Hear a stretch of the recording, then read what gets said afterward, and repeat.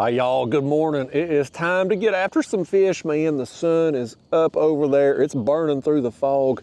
I'm over here today in a backwater creek system that is just absolute chocolate milk, man. This water is pure mud, but we're gonna try to pull some big fish out of here. So come with me today, y'all. Let's get it done. I'm gonna get some baits on these lines here. I'll tell you where I'm at, what I'm doing, all that good stuff. Again, we're in a shallow backwater creek system here, but we're gonna go carp fishing today, y'all. That's the target species today. Carp, maybe buffalo, hopefully keep my mirror carp streak alive. The last two carp sessions, I've gotten a mirror on each one of them. Hopefully gonna keep that rolling today, but we ain't gonna catch nothing if I don't get some baits on. So we're gonna get baited up here. I'll show you my rigs, show you the bait. I'm gonna be using two different types of baits today. And we're gonna hopefully have some fun up in here, y'all. So I'm gonna take the first rod here. And this video today, we're going unedited. This is raw and uncut. Y'all gonna see everything from the first cast I make here to the when I pull out of here today. Y'all gonna see it today. Y'all my fishing partners out here. But this is the basic rig here that I use for carp. This is a cheap Amazon method feeder, just the wire spring kind. So we're gonna pack some pack bait on that. Below this, we've got a small number 6 size hook on a hair rig with a couple pieces of just yellow plastic corn. And so I'm gonna take some pack bait. This is panko breadcrumbs, strawberry jello, and I've mixed up some corn, just golden sweet corn, and also some cream style corn, and mixed in here. So we got a little bit of a variety, if you will. This bag here, this is a Ziploc bag. I think it's the 2.5 gallon, larger size Ziploc bag, but I put 4 cans of panko. I did the 2 cans of corn. Didn't drain any water or anything out the corn, just as it comes in the can, and then half a box of jello to mix up. And now we've packed that on our feeder here, and we're gonna cast this out. And I'm gonna try to fish 3 rods through here. We may end up going down to 2. Space here, obviously in this creek, a little confined. So we're gonna put one kind of on that edge. We'll have one here in the middle, and we'll have one over here on this side of the creek. And when these carp run, we may be in for a tangle or 2 today. We'll deal with it if it happens. And if we get on a good bite here, I'm hoping some fish are kind of gonna be working through this area. If we get on a good bite, we'll just go down to one or 2 rods potentially. Now this rig here, exact same as the one I just cast out, but if you notice the plastic corn on this one is pink versus the other one being yellow. Does the color of your hook bait make a difference? Heck if I know. I had bought several different colors of corn, the plastic corn, a couple years back, and so we're just going through what I got. The plastic corn is way more durable than putting real corn on the hook, so, or especially on a hair rig, so it's a time saver. But we're gonna throw this one out here on this right side, and then we're gonna put a different bait in the middle. Let me get this one cast out and I'll show you here. That's super shallow over there where I've just cast that one. Inches to a foot deep over there. Maybe should have had that a little more to the left, but we'll leave it be. We'll maybe move it here when we rebait at some point. And we are going to be rebaiting a little bit more quickly today because we've got some flow in this creek. We had some recent rain, which has obviously muddied up everything. And so this pack bait's going to get washed off those feeders and get pushed downstream a little bit more quickly today because of the flow. Now, this one here, I'm going to put some pack bait on this feeder. But on the hook, you can see this is a slightly larger hook. This is a number 4 size hook. The other hooks are ESP brand. I got the pre-tied hair rigs. This here is just a Gamakatsu G carp hook. And I'm gonna take some blueberries. I hope to have brought these out on my last carp session last week. Completely forgot about them as I put that hook in my finger. So they've been sitting in my fridge an extra week, but got some blueberries. And so we're gonna put a blueberry on a hook. And it looks like we're gonna put one blueberry on a hook because that's all it's gonna fit on that one. But we'll put some pack bait up there, and when those carp come along and they start rooting around, eating the breadcrumbs and the corn, well, they're gonna have them a blueberry down there, a little treat for them. It just so happens it's gonna have a hook in it, and we're gonna play tug of war with that fish. I've never fished with blueberries before, but I've had these blueberries in my fridge, and they've been in there so long I feel like they've probably gone bad. And so I was like, well, I'm just gonna save them things and take them carp fishing with me. I thought I was gonna do that last week and walked out the house and completely forgot them. But we remembered them this week. I left myself a note last night. So this one here, I'm just gonna toss right there in front of us. So landing fish today, y'all. It's gonna be tight quarters here. Doing this creek fishing like this,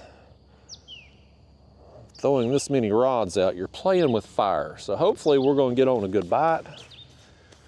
We'll go down to 1 or 2 rods, but right now, with just getting set up here, I wanna get as much bait out as possible. I wanna get some scent out there, and hopefully with this current,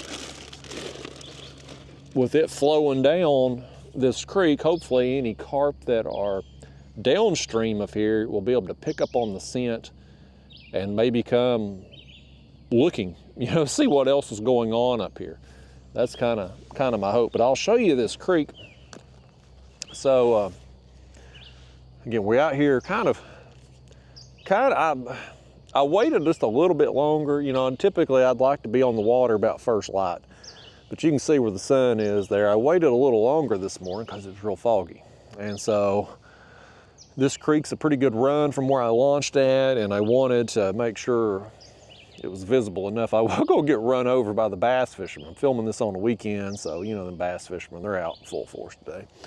But this creek, maybe you can see up there behind this tree, fairly narrow creek. Narrow up there. It winds around here to the right, narrow right there. But in this area, it kind of widens out a little bit. Now, this creek does have some depth through it, through here. I didn't have my graph on coming up here, but it was out here in the middle. It's probably 5 to 7 feet deep, typically. Maybe a little more today because we've had this rain and the water looks like it may be up a little bit. Yeah, so a little bit of depth there. Where we've cast the bait to the left and the one to the right, those baits are fairly shallow in here, but right here in the middle, the main creek channel here, got some depth to it. So we're gonna soak some baits here today and try to find us a carp or a buffalo or something. Hey, spoiler alert, you're watching this, we got a few. So, when I'm doing these unedited, raw and uncut videos, I ain't posting skunk trips, but I don't post skunk trips regardless, but you definitely ain't gonna have a video. I'm gonna fish probably 3-4 hours this morning, so definitely wasn't gonna be doing that. So it may take a little while to get our first bite. And when you're coming up through places like this, and I come from this direction, so, shallow water, narrow creeks like this, me motoring up through here, like I'm spooking some fish. So it may take a while to get that first bite. And, we may sit here 30 minutes to an hour. So if you're just interested in the action, go ahead and just fast forward, move along. But some point out here, if you're seeing this, we got on some fish this morning. And usually once you get through that kind of waiting period, if you will, after you've spooked fish, after you've spooked them, they'll typically come back, it seems like, to where they were feeding at before you spooked them. But it just takes a little while. And so hopefully once we get through this little waiting period, they come back. We got some baits here waiting on them. Hopefully we're gonna catch a few today, y'all. We'll have some fun. Most importantly, we're gonna have this place to ourselves. It's gonna be me, you, some birdies, any other wildlife here. It's gonna be us, because ain't nobody else getting back here where I'm at, man. We were way back up in a creek. And you know, this spot again, it just kind of widens out here in a narrow creek. I fished this creek, I fished this spot, I think it was a year ago, maybe 2 years ago. I got a video on my channel. I did catch buffalo and I did catch a mirror carp in here in this little area. So there are some fish that kind of hang out here and move through, and we're set up to take advantage of them. The blueberry, we'll see. We'll see, y'all. We'll see how that works out. So I'm just gonna put y'all in the chest. We're gonna leave the camera rolling. We'll sit here and shoot the bull a little bit, tell you some stories. Daphne the dog, she's done it, and I'll tell you a story about her. And yeah, we'll talk about life and hang out and wait on these fish. And we're gonna have us a good time this morning, man. This is, again, I'm filming this on a weekend, and we get into this spring, summer months, even into early fall. The weekends around here where I live in East Tennessee, it's just terrible to be out on the water. There's so many dang bass fishermen and pleasure boaters. They just zap the fun out of being on the water, because you're just getting pounded with boat wake, and y'all know how it is. I mean, it's the same way where y'all fish. So I'm at a point in my life where I don't want to fool with it.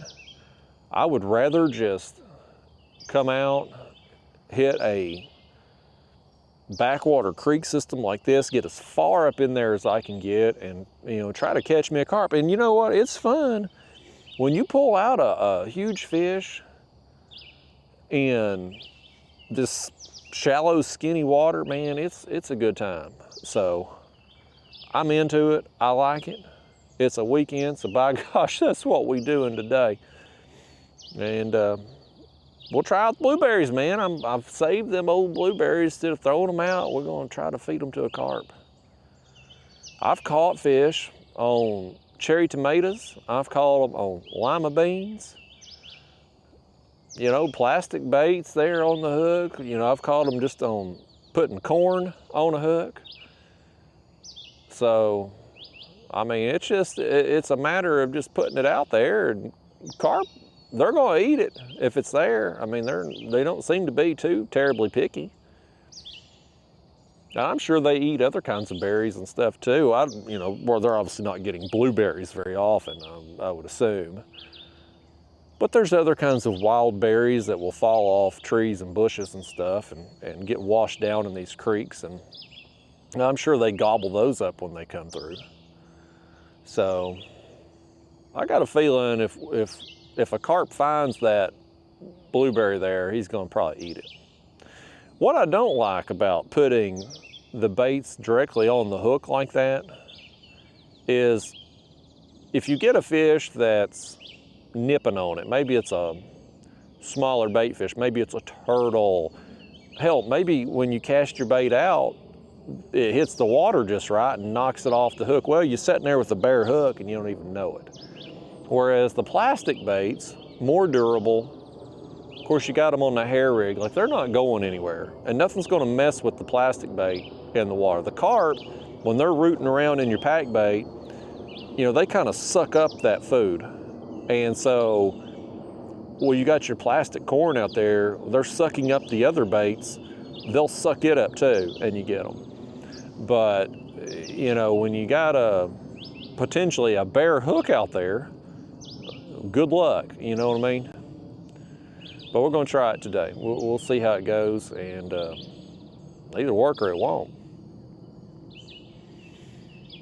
But that hook I got on the blueberry, it's a number 4 size, the Gamakatsu G carp hook. Now, this is something I've realized with the carp hooks. That's the exact same issue we have with the catfish hooks. There's no consistency whatsoever, none. Like, you take a catfish hook, for instance, one company's 8/0 size hook might be the same size as the next company's 10-aught size hook. Like, there's no consistencies in sizes. You would think there would be like, this is a 6-aught size hook. This is an 8-aught size hook. If your hook is that size, that's what you call it, but it really varies company to company. And so that Gamakatsu number 4, it's might be one company's number 2 size hook, might be another company's number 6 size hook. So, you know, just for size purposes, it's hard for me to tell you the size, and you get kind of a visual with the hooks that you're using, because it may not match up. But ultimately, I want a smaller size hook for these carp. The smaller size hook seems to be helpful as far as getting these fish. And you know, you catch some good sized fish with them small hooks too. I mean, I've caught some pretty good sized carp. I've caught big buffalo. You know, I've caught some catfish. So, and I'm having a brain cramp right now. When I talked about the last time I come out here, I caught mirror carp. I caught buffalo, but did I say drum earlier? For some reason in my mind, it feels like I said drum. It's early, y'all. It's early, and I was up late last night. I had girlfriend responsibilities, so I had to take her out, and I got home late. I'm tired today. So we went up to Sevierville and Pigeon Forge there. We went to the local goat and eat. We stopped by the Bass Pro up there. I was going to look at a trolling motor up there. Of course, they didn't have it. I wanted to see it in person. They didn't have it. So that was kind of a waste. And then I ended up getting me some new glasses up there. My other sunglasses I had, they never fit me right. They were a gift. And you know how it is with sunglasses, like you gotta try them things on, see what fits your head. And the other glasses I got, they were nice glasses, but they were a gift. And so I've worn them for the last couple years, but they never fit my head. They always give me a headache. And I even took a heat gun and I bent out the frame, trying to make them a little bit more comfortable on my head, but they hurt. So anyway, we're at the Bass Pro last night and walking around looking at stuff, and I come over to the sunglass section. I was like, oh, I'm just gonna try on a few pair, and I found a pair I really liked that fit my head good. While I'm standing up, I'm gonna sit back down.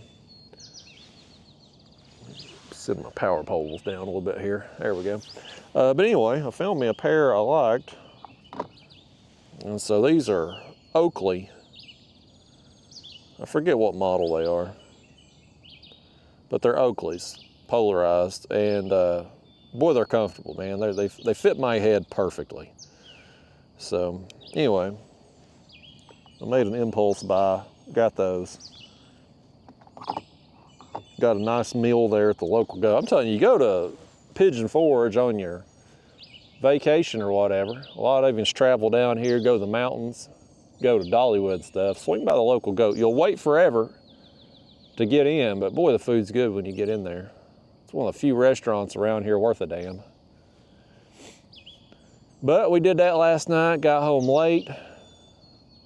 I told her, I was like, that alarm's going off 5:30 this morning, woman. She just rolled back over. You can't get a woman out of bed that early.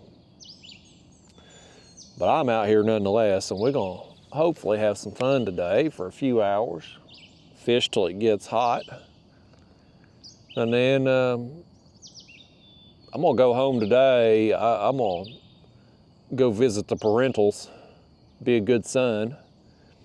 And then this evening, I gotta get some bait. I would like to go down to fish Nickajack Reservoir tomorrow, but I've got to get bait to make that happen. And the skipjack bite has kind of been a little bit difficult lately. I think we're kind of going through a little transition period with them, and ran into some problems catching them. Where I was getting them, they ain't there.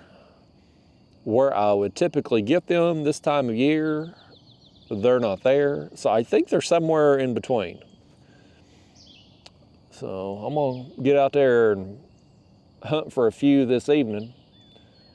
And if I can find them, I'm gonna take off and go nickajack tomorrow. If I don't, well, I guess I'm gonna take off and go try to find some skipjack tomorrow. One of the two's happening. I'm either gonna have some skipjack tonight and go catch me some catfish tomorrow, or I'm gonna get up in the morning and try to go find some skipjack. One of them two things is gonna come to fruition. So, did I imagine that, or did something hit that rod, that middle rod with the blueberry? Maybe I just moved. It's still pretty early on. I expect it's gonna take, we're only 20 minutes in here. I just come out here, and use my anchor poles here to anchor us down, and got to it, man. Turned the camera on and got to it. What I probably should do, just for viewer perspective, try to make this video better for y'all, is maybe when I get out here carp fishing, maybe I should wait. You know what I mean? Like, wait for an hour. Sit here 30 minutes to an hour, then cast baits out, instead of just rolling up, anchoring down, and getting to it. Maybe it would give those fish a chance to come back with, no noise or anything, and maybe we'd get on the bite a little quicker after getting lines in. I'm just too impatient, man. I'm ready to get after it, buddy. And I have had days where not the last unedited carp trip, that one took a while to get the bite going, and then it did turn on. But the one before that, man, it was on very quickly on that trip. So you never know. But historically, it's taken 30 minutes to an hour to get that first bite going. And today we are going to have to probably change our baits, or at least refresh our baits a little bit more quickly, especially here to start, until we get enough pack bait in the water. Because I think there's enough flow. I mean, it's not like super fast current, but it's enough. It's going to wash those breadcrumbs downstream pretty quickly. So I'm thinking maybe like every 30, 45 minutes, maybe we'll refresh everything until we get a bite going. Assuming we do. If you're seeing this, it's good to assume that we did. Yeah, y'all, that's my plan for this morning. That's my plan for this afternoon. Daphne the dog, buddy. Let me tell you the story. So let me tell you a story about Daphne. Y'all know my dog, AKA the baby cheetah. She's fast as lightning. Me and her race electric bikes all the time. This dog, man, so I got a lot of trees in my yard, and I got a lot of squirrels. And these squirrels like to come up to my bird feeders. They'll climb up on my porch, jump over to the bird feeder, which I've got set in front of my living room window. And they'll get there and they'll eat the seed out of the feeder, and I've got them block things like, I always struggle with the word, suet, sway. It's the blocks of food for like woodpeckers and blue jays and stuff. Them squirrels will hang off of that cage upside down and sit there and eat that food, them blocks of food. And I've tried scaring them squirrels. They make some of them sway blocks with hot pepper flavor, because apparently the birds can't taste the hot pepper, but the squirrels can, so it's supposed to deter them. It don't. They sit there and eat the hot pepper version the same as they eat the others. I've watched them do it. So anyway, these squirrels are out there. Look right here. I know I didn't imagine that. I know I didn't. It was the blueberry rod. Did I imagine it?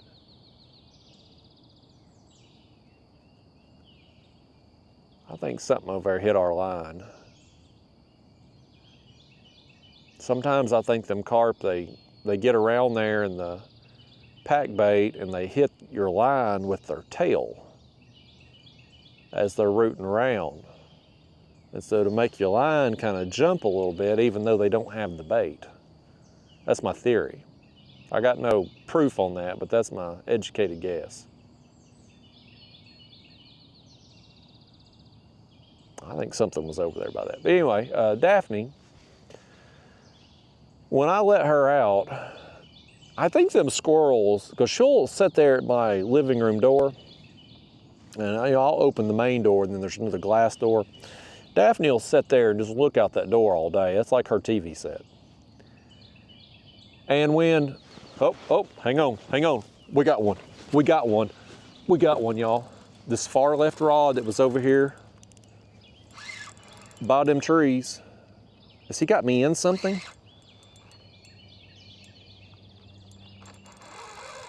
I think he's got us run around something here. He's running, but I think we're in something. Undoubtedly, there's probably a bunch of debris and stuff. Okay, he come out of it then. I felt him come free. Okay, here we go, y'all. Fish number one. Hey, that didn't take too terribly long, did it? Where we at? 26 minutes. Okay, that didn't take long at all. All right. Don't know what it is. I hope it ain't no catfish. Y'all know me. I mean, I love catfish and all, but I don't want no channel cats up in here.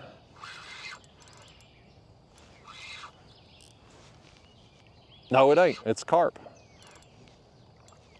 A smaller one, but hey, we got one. No skunk today, and it happened pretty quick. Much quicker than what I thought. I couldn't even get through the Daphne story. Okay, he's bigger than I thought he was too. Let's grab your net over here. Y'all ain't gonna net this fish for me. I can't get you to do nothing. This carp didn't fight a whole lot. I would have expected a bigger run out of him, but you know what? I'm happy to get him regardless. Hey, fish, hey. Calm it down now. You need to act like somebody when we're indoors. This fish don't care about nothing, man. He's got no morals. He's got no nothing. He just smacked my fish finder there. I don't even use that fish finder to find you, fish. I use common sense and logic.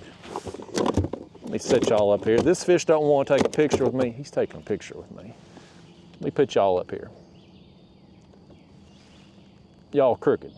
Fix yourself here on the... I can't get that thing. It's crooked, but you know what? It don't matter.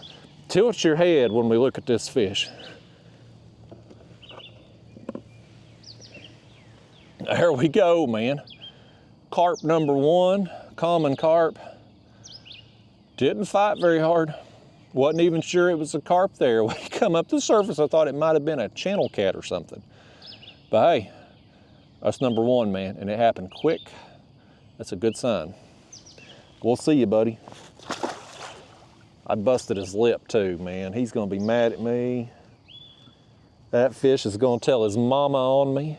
She'll be up here, finger in my face, giving it to me before long. And you know what? I'm gonna try to put a hook in her mouth too, by gosh. Okay. Let's get this back out the way. I'll just net fish myself, I guess, if y'all ain't gonna help me do it. So that was the yellow corn, I believe. Yeah, that was the yellow corn. Yeah, so we'll throw some more pack bait on and put it right back over there. I'll get my power poles reset here. All that shifting around with my weight in this mud that we're in is kind of shifted them a little bit. Let me deal with my corn here too. Let me get it situated. There we go. My corn's wrapped around my hook there.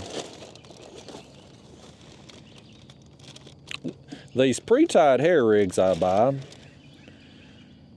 they have a little like rubber band down the shank of the hook, and it keeps that hair rig, the line, kind of in place there. But after a fish or two you catch, that band breaks, and then it's just a matter of that corn dangling around every which way, which I don't guess it really matters.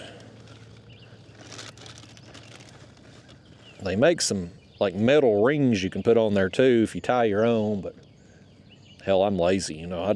I buy the pre-tied ones. No more rigs than I go through in a year's time. I just soon buy the pre-tied ones.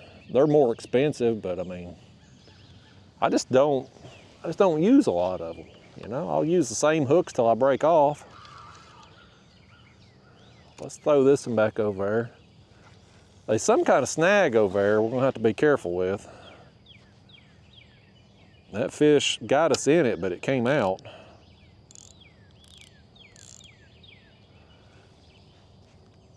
Okay. And if you want to, you know, we're coming up on about 30 minutes. Let's just go ahead, while we got that pack bait sitting there, let's just spruce these other two rods up too, just so we can get a little bit more scent in the water. And then I'm eventually gonna tell you what Daphne's done. Oh, she done something bad. You can see this pack bait on this feeder's all gone. It's gonna fall off there anyway, but I think the current's gonna wash it along very quickly. When we cast this one back out, I'm gonna try to go a little bit more to the left of where we had this cast. So I think we're probably had that other one just a few inches deep, which them carp will be up super shallow rooting around like that too, but I'd like to have it maybe just a little bit deeper than that. Yeah, good enough. We'll make it work, won't we? We'll either make it work or we won't.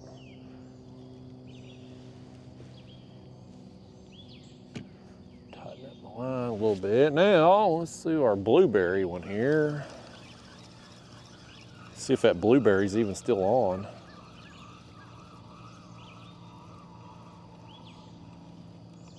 It's gone. Blueberry's gone. You know, that rod, I thought it was getting messed with. I told you, and I thought it got hit, and you didn't believe me. Y'all's out there like Justin's imagining things, and there that damn blueberry's gone.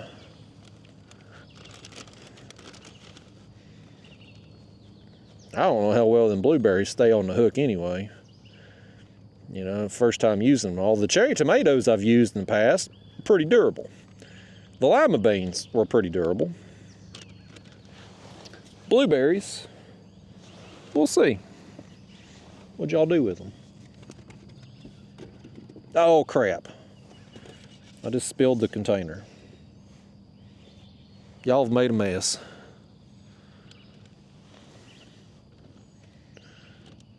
All right, let's put this thing on here.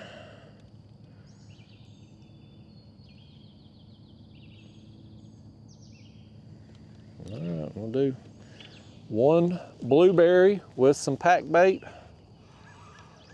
and back out it goes.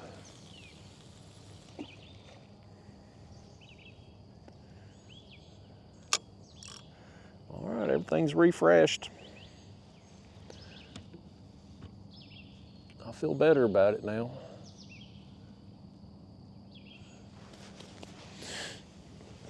Oh boy, I got blueberries all over this dang kayak. They're all up under the seat. Let's see if we can see if we can get hold of these things. I don't want to have ants in the kayak again. Boy, the ants are bad this year around my yard, man. I got ants everywhere. Every time I put ant killer on one mound, 3 more will be around that general area the next day. I don't think I kill them. All I think I do is just move them. It's like kicking them out of one house, they just go build another. So anyway, y'all, let me fix the camera here. All right, we're looking beautiful. So Daphne, every time I open the door and I let her out, if them squirrels out there, she just bolts after them, chasing them dang squirrels. And it's been, I don't know, a month or so, maybe 2. I let her out one day and she was real close to getting a squirrel, because over the time, she's gotten smarter. This is a smart dog. I tell her she's stupid all the time, but she's actually a very intelligent dog. So used to, when she first started chasing these squirrels, she would chase the squirrel. It would cut to the left, she would cut to the left. It would go to the right, she would go to the right. And them squirrels, they would just, you know, like Herschel Walker cutting up defenses back in the 80s, man. She would just get juked out of her britches by these squirrels, and they'd make it to a tree and up they'd go. Well, over the course of time, Daphne has learned when if a tree's here, she knows that's where that squirrel's going. So it may juke to the left, she don't fall for it anymore. She keeps going toward the tree. And sometimes if a squirrel is out here in the yard, Daphne will kind of bolt toward the squirrel and then immediately turn toward the tree to try to cut it off. Like, Daphne's gotten very smart on these squirrels. And a month or 2 back now, she was full speed down through the yard, going right for the tree. The squirrels, Daphne's going this way, the squirrel's going this way, trying to get to that tree. And Daphne just plowed into the tree, man. She ran full speed, just, you could hear it just thud when she hit. It's a wonder it didn't kill her. And she had her face all cut up and everything from where she hit that tree. Now, I honestly felt bad for her because she hit it so hard. Like, I mean, I knew she had to be hurting. Like, I mean, it was because you've seen how fast Daphne can run. When we're racing bikes and stuff, I mean, she can hit over 20 miles an hour running because she beats these bikes all the time. And so she hit that tree full on dead speed. Well, anyway, she's continued. That did not deter her from chasing these squirrels. Like, she still does it every single day. Well, yesterday, I'm out on my carport, tying some stuff up there, some new rigs and stuff. And I hear Daphne going crazy at the front of my house. And I think she had a squirrel, like, between her and the house. Because I got some hedges there in front of the house too. And I think she had that squirrel pinned back there. Well, anyway, the squirrel bolts, and Daphne cut it off and actually got hold of the dang thing. And so I go run around the carport, and she got it, and the squirrel got loose and almost got to the base of the tree, and Daphne got it again. And so I'm hollering at Daphne, you know, because I don't mind her chasing these squirrels, because I mean, I get sick of the damn squirrels messing up my bird feeders and stuff and knocking them down. But I don't want Daphne actually getting the squirrels. So she got this one, and I holler at her, and of course she lets it go. And a squirrel tries making it up the tree, and then it falls. And it's like, oh, crap. So I went over there and, you know, looked at the squirrel. I didn't want to handle it because I didn't know if it might bite me or not. I ain't never handled a squirrel. So anyway, I went and I got my fishing net, not this big one, but my other one that I use for ultralight fishing. And I went down there and got this squirrel, and I couldn't tell if, like, it was in shock at first or if it was legitimately hurt, because it was breathing so hard. You know, obviously it just had the scare of its life. So I got it in that net, and I walked it outside of my fence and put it so Daphne couldn't mess with it, and it could have a little chance to hopefully recuperate. But unfortunately, it did not. I guess when Daphne snatched it up, it was a little too hard, maybe. She does play rough. So I felt bad about it, actually. I hate them squirrels, but I felt bad about it. But nevertheless, Daphne, after all 2 years now, she's finally got her one. But she's wisened up, man. I'm telling you, she's a smart dog. She has learned how them squirrels move. She's learned where they're going. And she uses that to her advantage. Instead of just chasing the squirrels and letting them just juke and jive like Herschel Walker or Barry Sanders back in the day, she just cuts them off. Like, she knows exactly where they're going, and she'll take a beeline to it. And when them squirrels, man, they make a mistake, she's got them. She had another experience too the other night. I caught this one happening. So Daphne's good with cats. Like, she wants to play with cats, but she don't try to hurt them. Like, you know, I had a cat there. The first year I had Daphne, I had a cat, and then she died. She was old. She was 16. But my parents, you know, they watch Daphne when I'm going on trips and stuff. They have cats, and Daphne does fine with them. But if there's a cat outside my house, like my neighbor girl lives in front of me, has some cats. Sometimes they'll come on my yard. Daphne likes to try to play with them, try to chase them. We got this rod right here. The one on the left, something was messing with it. I know I didn't imagine that.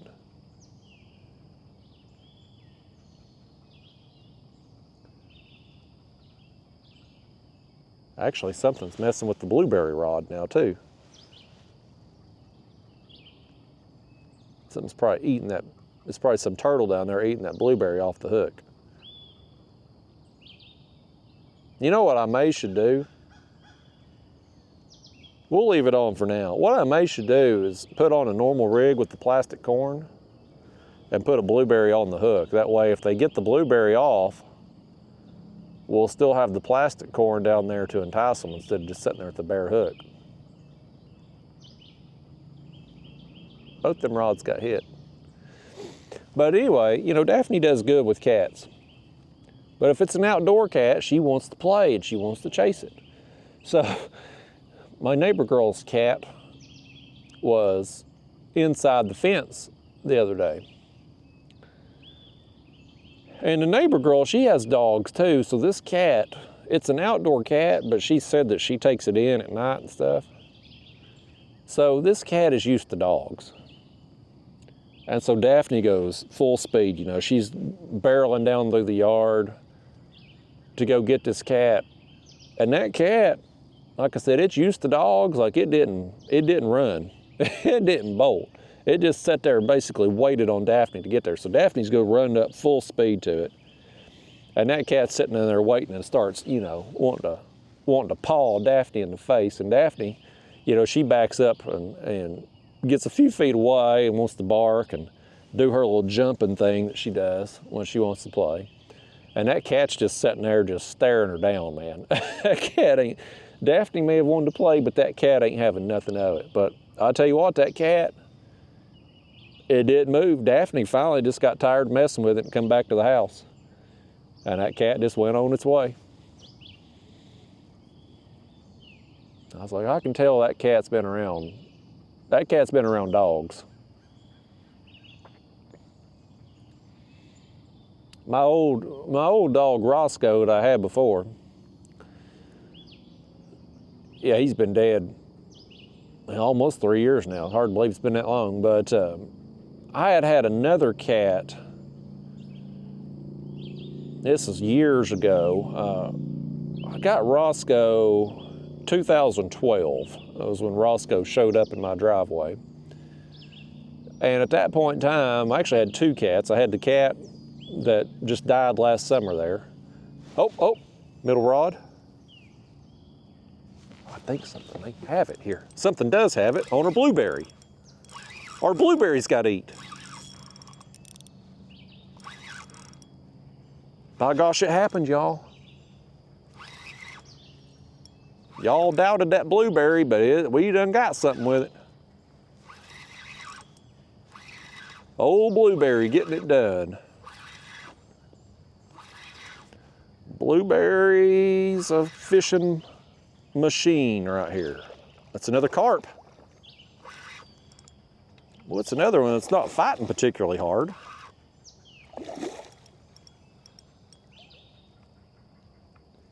He's wanting to fight now. He's gonna get over here by my power poles. Oh no, y'all, that ain't a carp either.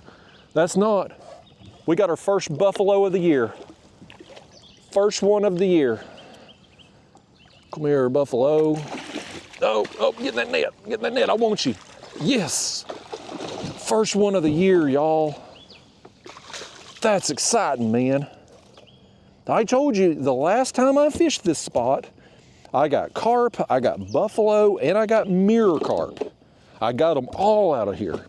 And now we've got our buffalo. All we need now is a dang mirror carp, man. Oh man, that's awesome. You ever seen anybody get as excited over a buffalo as what I have for this one? I like these fish, man. They are a cool fish. Incredibly slimy. I mean, like, you think a catfish is slimy? Handle a buffalo. Like, they are ridiculously slimy. Let's get this hook out of you, buddy.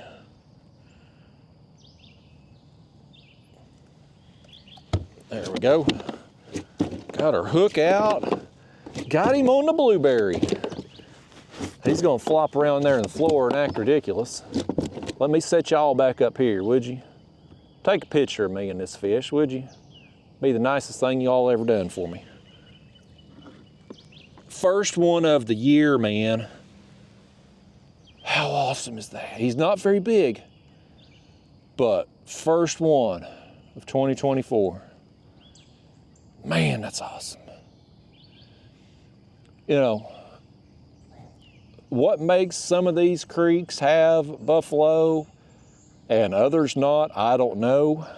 I struggle to catch these things. Like, I couldn't go out and just target them. But this one here had a taste for some blueberry and he got it. We'll see you, buddy. I've caught them buffalo on a variety of baits. I've caught them on the plastic baits.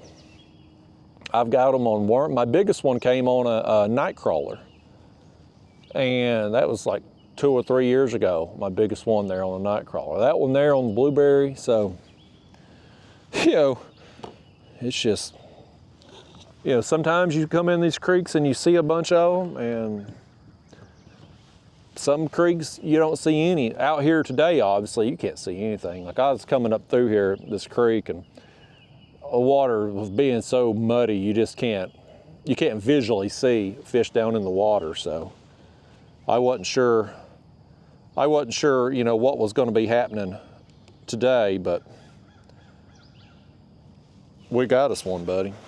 We have got us one today, man. That makes me happy, y'all. It took several carp trips now to get my first buffalo, but it happened. What do you say we put another blueberry on? Get us some pack bait on this hook. Put another one out there. You know what?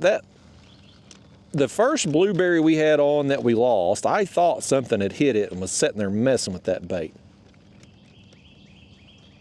I bet you that might have been a buffalo too. Because these buffalo, they have been known to be kind of a finicky biter, a light biter. And so it may have been messing with that other blueberry and before, and we just didn't. Maybe I should have set the hook. You know, I thought maybe something was just the fish's tail hitting my line or something if it was a carp, but it could have been a buffalo messing with that thing. And he might have had it. Either way, get another one on here. Blueberry, Aldi special.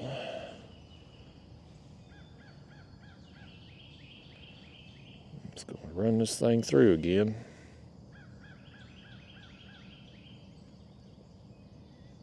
Okay.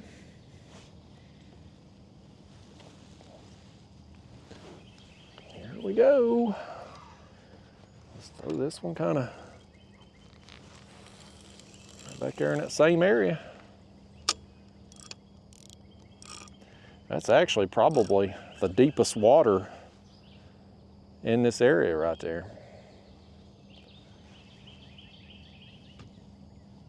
One here on the right now is the only one to my knowledge that ain't been messed with, and that's probably the shallowest one.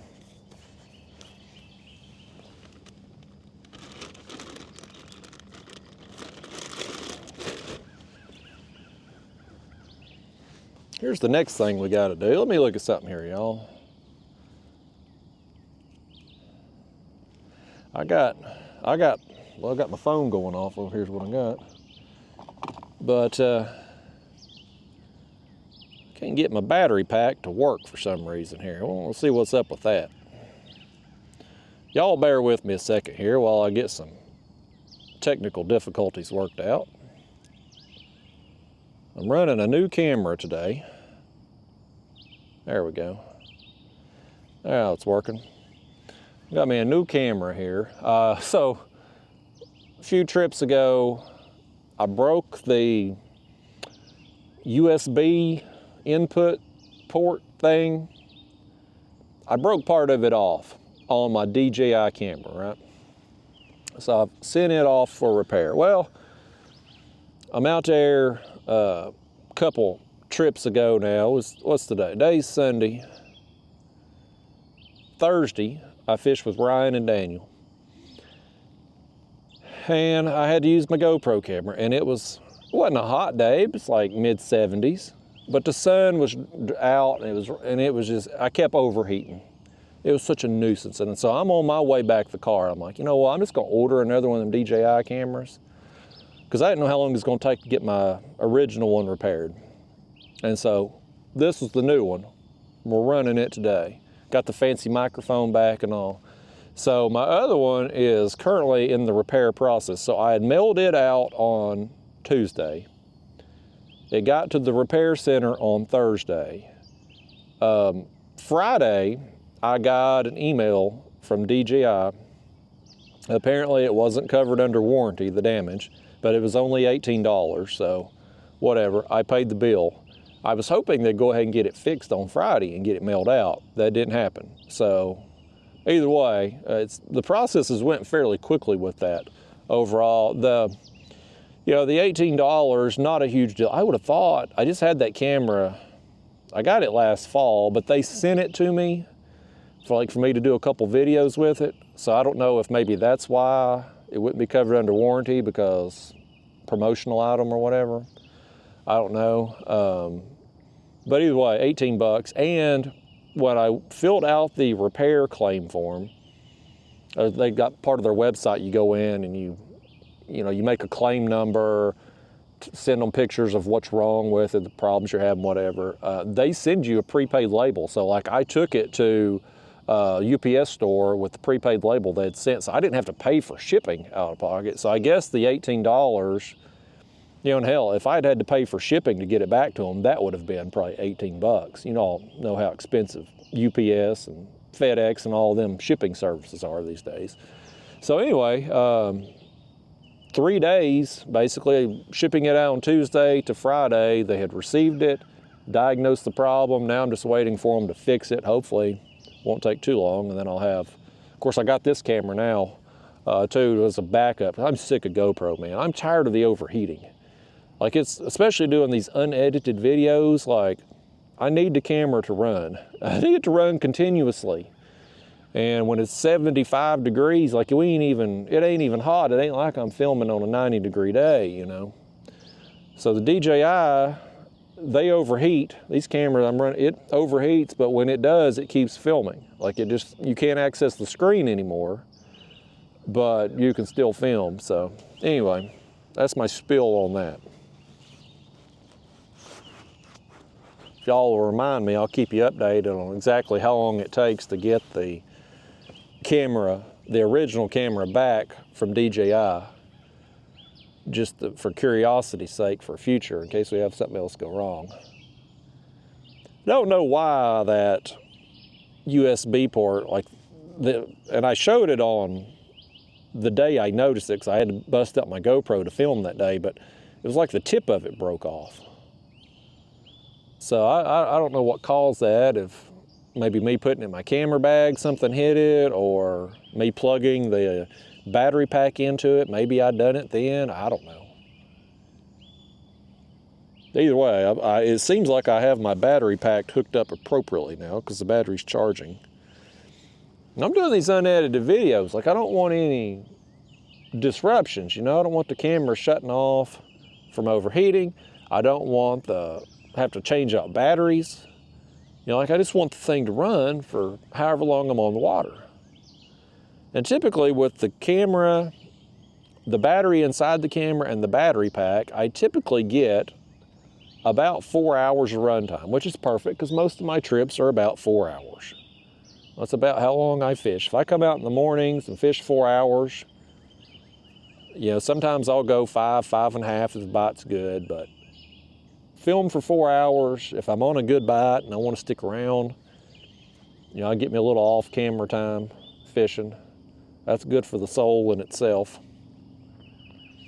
So, anyway, y'all don't care about all that technical stuff. What was I talking about before that fish hit? It was something about Roscoe, I think. Oh yeah, I was talking about, I got Roscoe in 2012.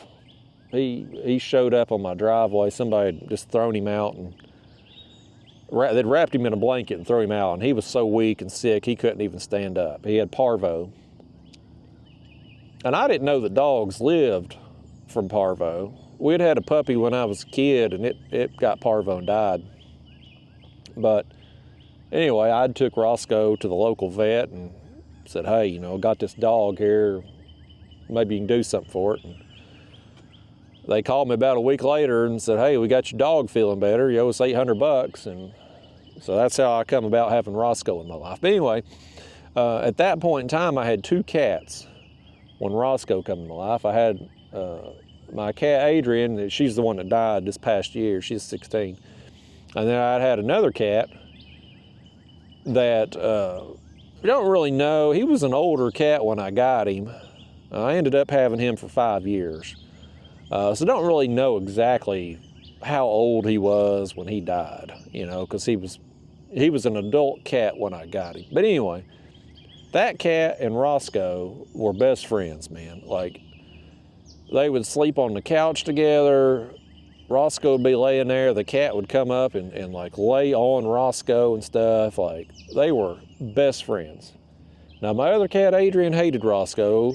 She hated pretty much everybody on the planet except me. Like, she was a one-person cat. Like, I was the only person that could pet her. She hated everybody. But the other cat I had, man, it was the friendliest cat of all time. It didn't puke. It didn't get into anything. Like, it was the perfect cat. But Daphne likes cats, but she wants to play. And most of these cats, the outdoor cats around my house and my parents' cats, like, they don't want to play with Daphne. And apparently, them squirrels are too fragile to play, because that one yesterday bit the bullet. Which I guess them squirrels should feel lucky they don't bite a real bullet, because I've thought about it a few times when they keep messing with my bird feeders. But I did feel bad when Daphne got that yesterday. I don't like seeing an animal hurt. I guess working in the ER for so long, you kind of get hardened off to seeing people suffer, because you have to for the job. Like, you can't take that crap home with you every night. So you get hardened off to seeing people sick and injured. But boy, a sick animal or an injured animal gets me every time. Unless it's a skipjack. Then how many skipjack do I go through a year? You know what I mean? Like, I don't have no empathy whatsoever for them, but maybe it's because they got scales. I got more empathy for animals with fur than animals with scales. I don't have any empathy for snakes. And every time I'm fishing one of these creek areas that's got all this high grass and stuff, like I'm constantly looking around, got my eyes peeled for snakes. You just never know when one's gonna pop out on you.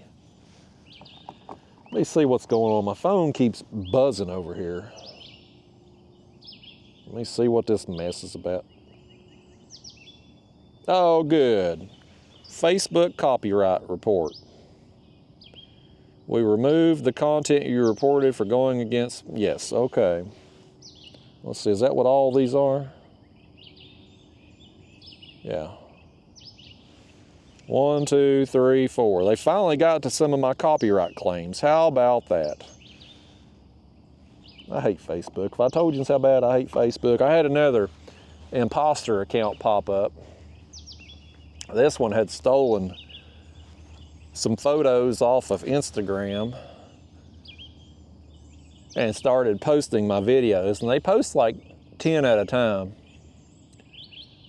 And so I've gotten to a habit where I just kind of get on Facebook and search for myself every couple days and try to stay on top of them, because people get ripped off if they don't. They create these imposter pages.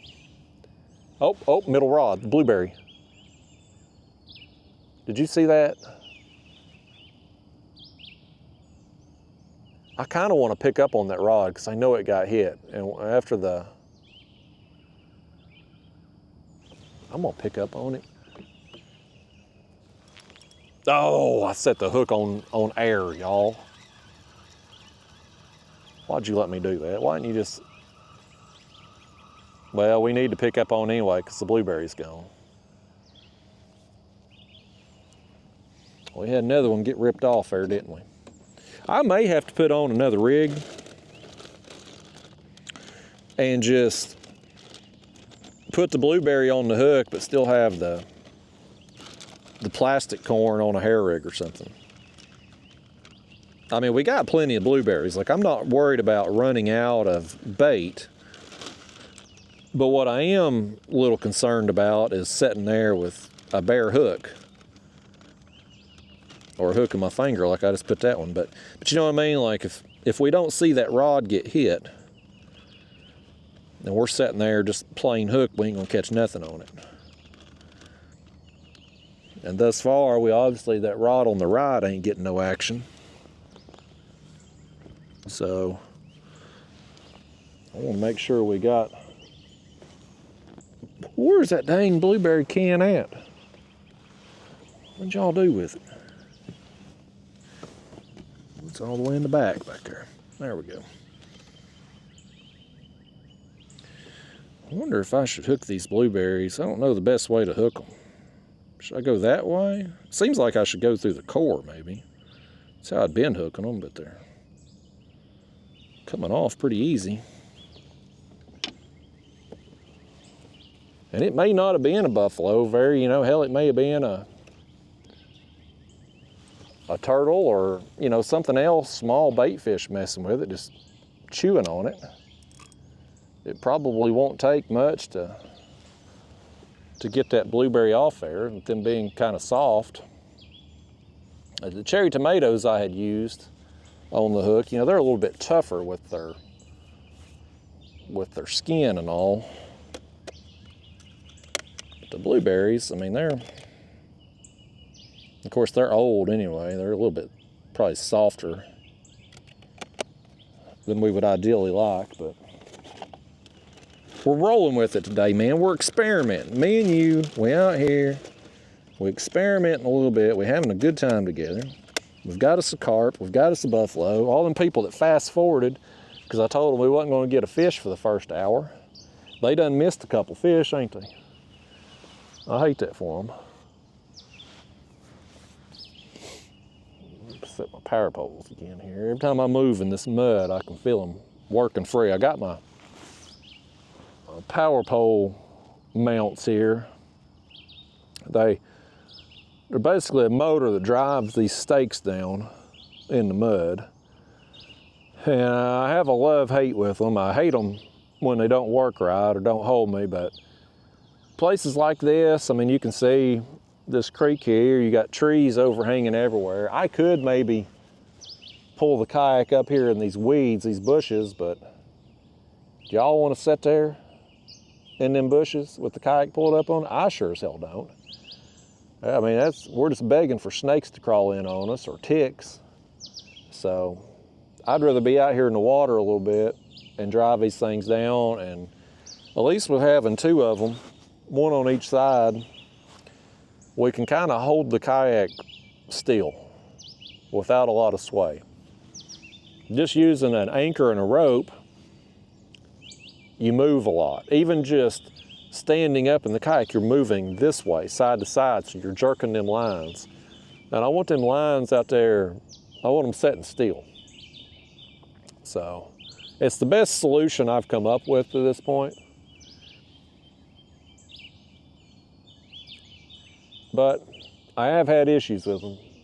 I've had warranty claims on them damn power poles, and you know, they're like every other piece of technology. It's great when it works, and when it don't, it's just frustrates the heck out of me. That's another. I got two concerns with getting a new kayak setup, because this one here I've mentioned. I've been talking about it really for about a year. I need to replace this kayak.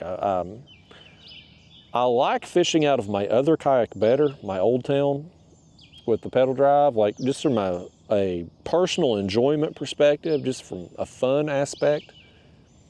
That kayak's more fun. Like, that's my favorite kayak that I've ever had.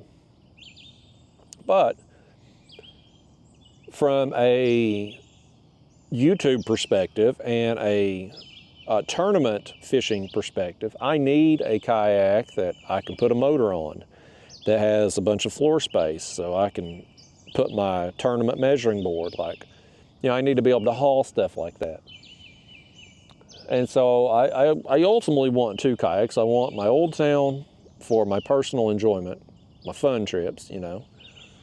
And then I want another kayak with all the bells and whistles, the motor, the live scope, et cetera, et cetera. Like, I want everything. I want one of each. And so this one here, I mean, I've had it for 5 years now. I've had this kayak. I got it in 2019. It's a 2017 model. I bought it used 2019. And so it's seen a lot of use. I've added plastic to the front of the hull up there where I've hit the concrete boat ramp so much. Like, it's seen better days, right? And I hate that front hatch because I always take on a bunch of water with the extra weight. But anyway, I was fishing with Daniel and Ryan there the other day, and Daniel got a new kayak. He got that Native Titan X. And he got a 24-volt motor bow mount, which got him, he's around 6 miles an hour top speed, which is pretty daggone fast. And his kayak seemed to support the weight very well. And so I'm considering that kayak. I'm gonna wait until after ICAST this summer, when a lot of these kayak companies announce their new models and stuff.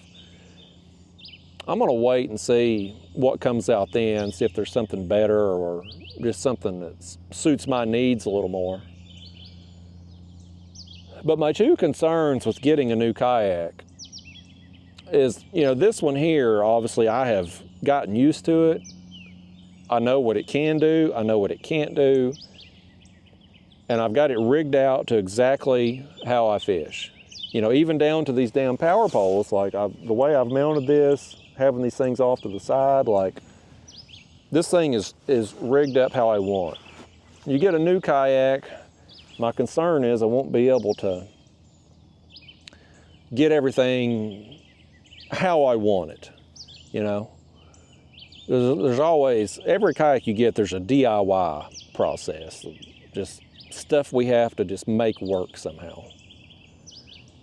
And anyway, you know, that's a concern. The other concern I have is getting a kayak that can support the weight of a bow mount motor.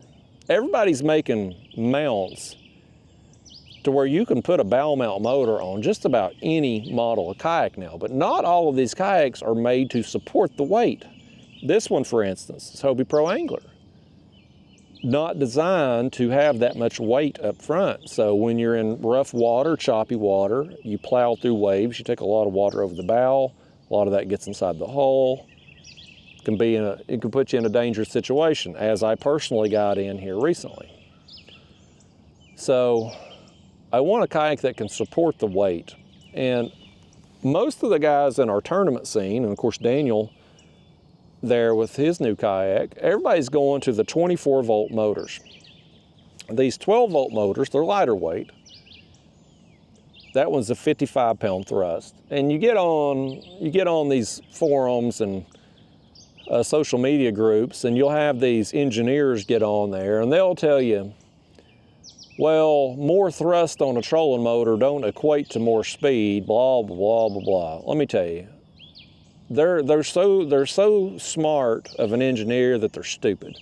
They don't know what the hell they're talking about. Because I've been on the water side by side with people who have bigger motors. Let me tell you, more thrust equals more speed. I've seen it side by side when they can go 6 miles an hour to my 4.5. And, you know, they're working more efficiently too with the 24-volt. Like it's a better setup, but it's a lot heavier. And so I need a kayak that's going to support that extra weight, not only of the motor, but also of the battery. Because a 24-volt battery is going to weigh a little more. Or if you get two 12-volt batteries and run them in a series, you know what I mean? Like you're going to add more weight. So I need a kayak that can support that. And so that's one of the reasons I wanted to go up to Bass Pro last night. We were going to go up there to the local goat and eat anyway. And so I was like, well, let's swing by the Bass Pro and take a look and see if they have one of them Garmin trolling motors like on display. Because I wanted to kind of get a look at it. And I was really hoping I'd be able to kind of pop it off the display and pick it up and see how heavy it feels compared to that one. Because I think if I go and do a new kayak build, ideally, I would get a Garmin trolling motor so that I could hook my Garmin graph to it. Like that motor guide up there, you can connect a graph to the motor, but it's got to be a Lowrance. Same thing with the Minn Kotas. Like you can attach a graph to your Minn Kota if you have one of them, but it needs to be a Humminbird, you know, because all these companies are in cahoots with each other. So ideally, the best situation for me would be to get a Garmin trolling motor so that I could take my Garmin graph and connect them. That way, let's say I'm in a situation out on the water and my remote tears up for the motor, or maybe the batteries go dead. That's happened, right? Like I fished in a bass tournament a few years ago. My remote tore up. Had no access to the motor, you know? So if you got your graph connected with your motor, you can steer and power the motor and everything on your screen. Very helpful. The other thing you can do, and this will be helpful in situations where I'm fishing for catfish and maybe I'm trolling or I'm drifting. You can set a course on your graph, and because the graph and the motor are linked, the motor will follow that course. Now I had tried that. I'd got a Lowrance unit and tried it with that motor, and it didn't go particularly well. Like it didn't follow the contours nearly as precisely as what I wanted. So I don't know if the Garmin would be any better. But just from a perspective of having another way to power the motor if the remote tore up, like with this motor here, like in my hatch here, I've got 2 extra remotes. I mean, like, I've got extra remotes. I've got batteries. I've got a little screwdriver to pop the batteries open. Like, after that happened in the bass tournament, I was like, never again am I being caught in this situation as this left rod gets hit. And now the middle one, the blueberry, was getting tugged on too. He tugged on that, folks. This one's getting tugged on for sure.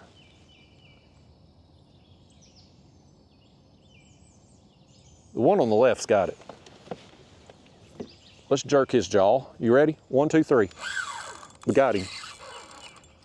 He's headed upriver, or up creek. He's up creek without a paddle. I tell you, man, it ain't been lights out in here as far as the action goes. But, I mean, there's some fish working through. I did not bait this area. Sometimes you can bait an area and kind of get carp feeding. I did not pre-bait this area at all. I just rolled up out here today, and apparently this fish is wanting to be landed on the other side of the kayak over here. I wish he'd turn. There you go. I didn't want to have to go around them other rods and the motor and all that. Another carp. Yeah, but we're just out here winging it today, but I mean, there's some fish. There's some fish working through here. There's another common. It's another one that hasn't fought particularly hard. Usually these carp will just bolt, man. Like, they'll just get after it, but thus far today, these fish haven't really wanted to. They want to act out more when we get them in the net than what they do when we're reeling them in. I guess they're just so damn excited to be on this video, and I can't blame them. Hell, I'm pretty excited to be out here too. Come here, carp. You've already popped the hook out, ain't you? Boy, he has. Oh, oh, oh, easy, carp. Hey, you know what? You know what? You ain't getting no front camera time, carp. You gonna act like that? No bigger than you are. No bigger than you are, you getting out of here. Boy, I've really made him mad now. He found out he wasn't getting no front camera time. Watch this. You gonna act like somebody you want to get camera time, fish. You get out here and you think about what you've done. Showing out like that. We'll learn him a lesson, won't we? We'll teach him a thing or two. He said that's fine. He's got stuff to do today anyway. Danged old fish. Something, though, was messing with that. I swear I think he's got it, man. Did you see my rod tip move? Did I imagine it? Is it just me moving in the kayak right now? Y'all keep your eye on that middle rod a minute. If it moves again, we're gonna pick up on it because I'm sitting still now.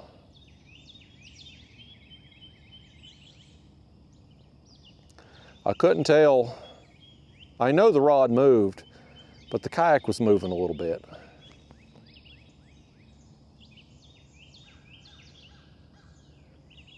That dang buffalo's got me paranoid that we got one on and we ain't gonna know about it. He's just sitting there with it or something. Let me get the other one here on the left rebaited. And we may pick up on that and just see if we got a bait on there still. Probably wouldn't hurt to get some more pack bait out in the water anyway. I don't know how long it's been now. I get to flapping my gums and I lose track of time. Y'all know how it is. I'm having a good time out here, man. It's nice to come into a place like this that we're gonna have to ourselves today and get rewarded with some fish, you know, just like be out here in the middle of damn nowhere. Let me give myself some slack here on this. There we go. You know, be out in the middle of nowhere, place we're gonna have all to our lonesome, and be rewarded with some fish, man. I don't know that there'll be any catfish this far up in this creek. I mean, they got to come a long ways to get up in here. But the carp, buffalo, like it's a good possibility that we can get on some big carp or some big buffalo up in here. Let's just throw this one back over there. Right there by them trees there on the left. And hope we don't get into whatever that was just down the creek there that first one got us hung in. Let's get a hold of this thing here. No, nothing there. Let's reel it in and see if we got a bait on. Blueberry's still on. I guess I was just imagining things. Huh. Well, all right. That's fine, that's fine. It's okay to imagine things. I'm gonna put us some more pack bait on. We'll send it back out. That one on the right over here, gosh, that's the one that nothing's messed with. I don't know if we're gonna catch anything with it, but it ain't really in the way. I mean, we're gonna leave it out. Thus far, the other fish haven't got in that line, so we'll keep it out there.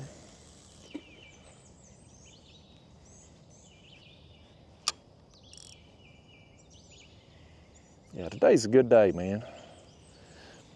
I guarantee you by now, if I was out there in the main channel somewhere catfishing, I guarantee you we'd have seen a whole bunch of boats. Let's reel this one in, rebait too while we're at it.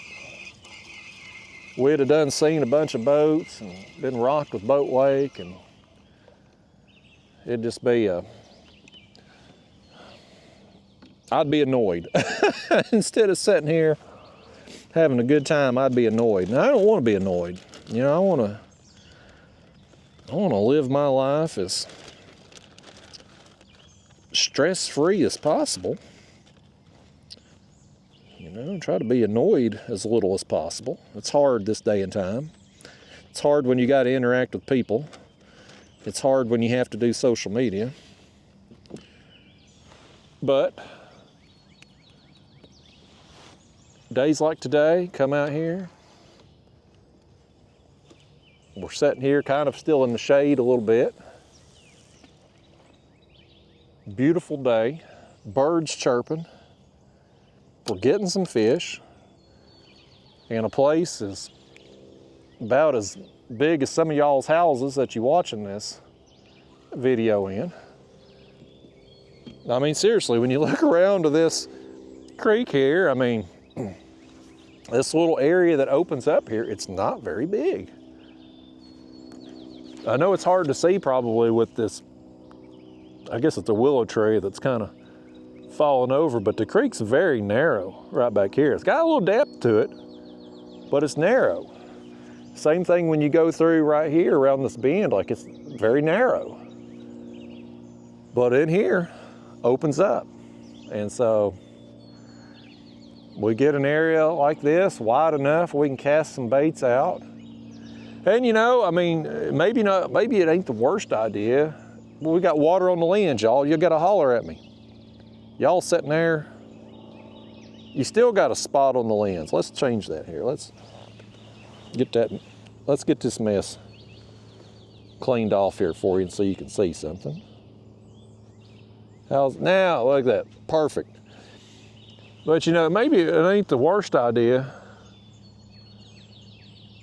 if we had maybe anchored down in the tighter part of the channel up here or over here. We wouldn't have been able to fish but maybe one rod, but any fish that worked through there, like they would have had to have come through our bait. So that maybe wasn't the worst idea. Let me try that at some point. I just typically, if I've got a big open area like this, I like to spread out some baits and you know, usually too, if you're in a creek and it's got some flow in it, you get an area, well, and it's like this right here, like the flow, I don't know if you can see that little thing right there floating on the water. There's some more dust and stuff. It's moving, the current on this side of the creek is significantly less than what's over here. Like things are, you can see it on things in the water, it's moving a lot quicker over there than over here. So you know, you got a place for some carp to kind of get out of the current. Not that the current is real strong in here anyway, but you know what I'm trying to say. Like it's just, it gives us options. We can throw a bait over on that side where we got a little bit more flow and hit the shallows over there. We can put a bait here in the deepest part in the middle where there's obviously more flow. And then we can get a spot over here where it's shallow and we have minimal flow. Like we can get options through here. And we still kind of got it covered. So when a carp or buffalo, whatever, when they come through this area, they're gonna have a hard time not finding our baits. I mean, they'll have an easier time maybe if the water wasn't chocolate milk, but they're at least gonna hopefully be able to pick up on the scent no matter which direction they swim through here. So kind of the same thing, I guess, if we were just fishing the more narrow part of the creek, we just wouldn't be able to have as many rods. That middle rod again, I swear it's getting bumped.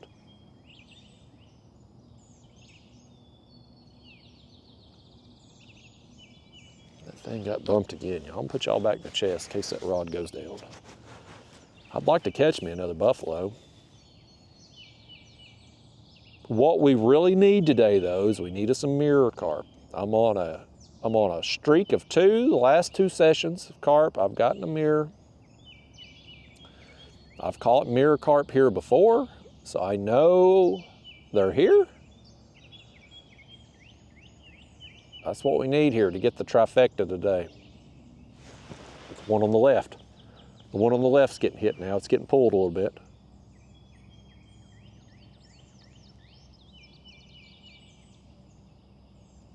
I've got my eye on you, fish. I see you over there messing with it.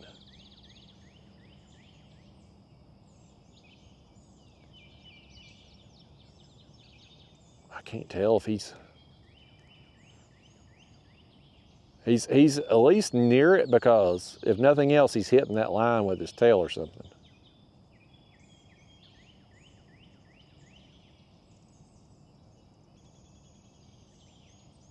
I want to pick up on it so bad, but I'm trying to be patient. I'd like for him to just take it down, that way I know he's on.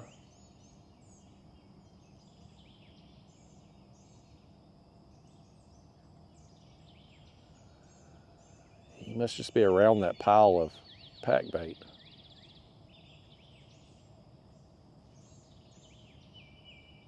I don't know, that rod keeps wiggling. Should we pick up on it?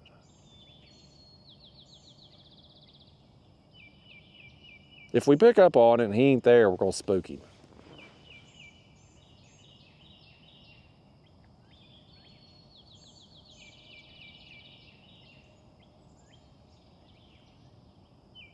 Y'all tell me what I should do. Y'all my fishing partners out here, what do you want to do? I think he's got it.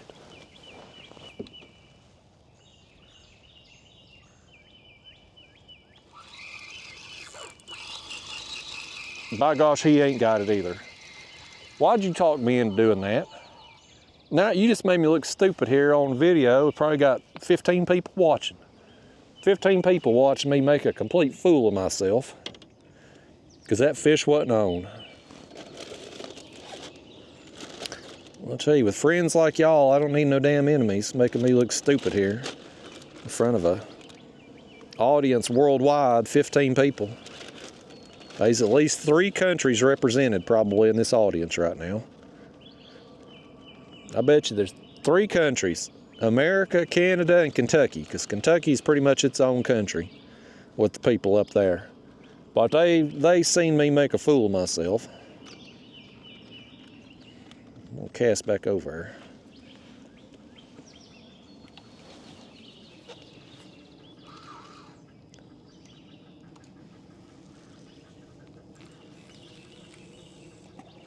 it wasn't a very good cast, but you know what? We're going with it. Middle rod's getting hit. Let's get this one reset here. In case that one takes off. There's weight on there. Let's get this. I ain't imagining that, folks.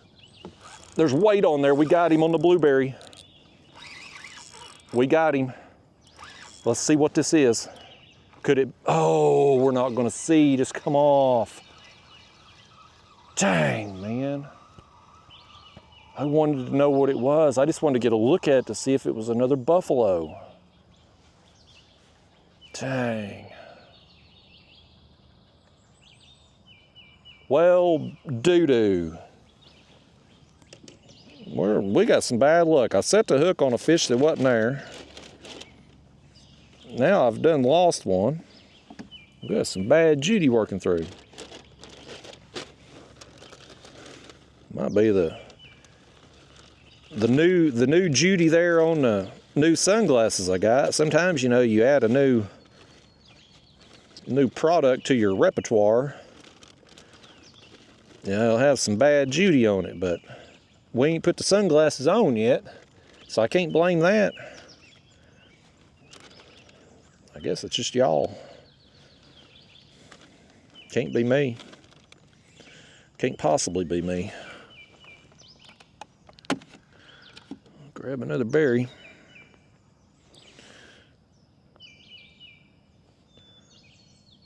I tell you, the blueberries are getting some action though, ain't they?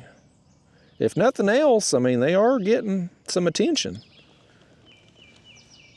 May end up being potentially a pretty good bait.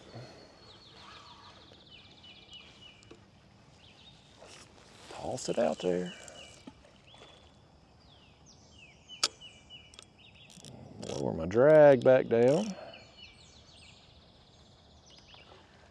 Boy, something splashed right here beside us. Okay. Well, I think we've got everything. All the baits are fairly refreshed. Gotta lower my power poles down again. There we go.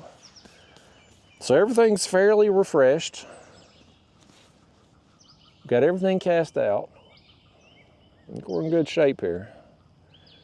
We just need to get a fish to definitely eat a hook on the left rod, and we need one to stay buttoned up on the middle one. And I don't know what it's going to take to catch one on the right rod today. If that rod ever goes down, y'all grab it, because I probably won't even notice at this point. Don't even want to look at that rod. It's done us wrong to this point. Let me get me a gulp here, y'all. I'm getting parched talking to you. So.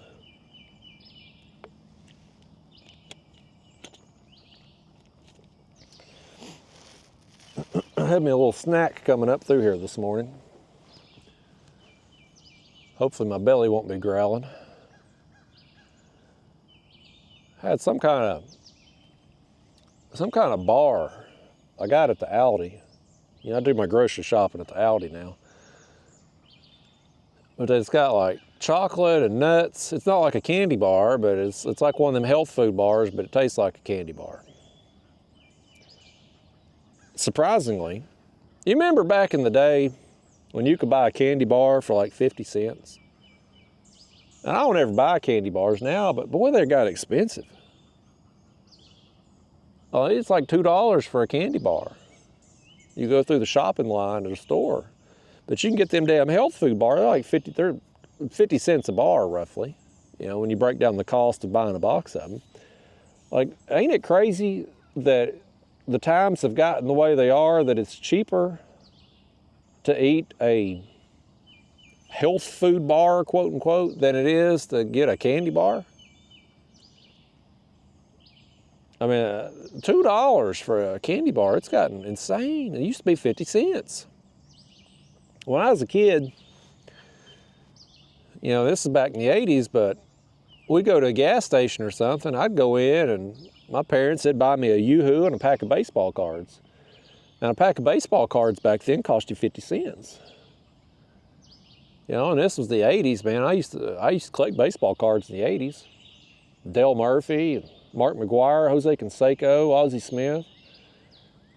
You know, back when baseball was watchable.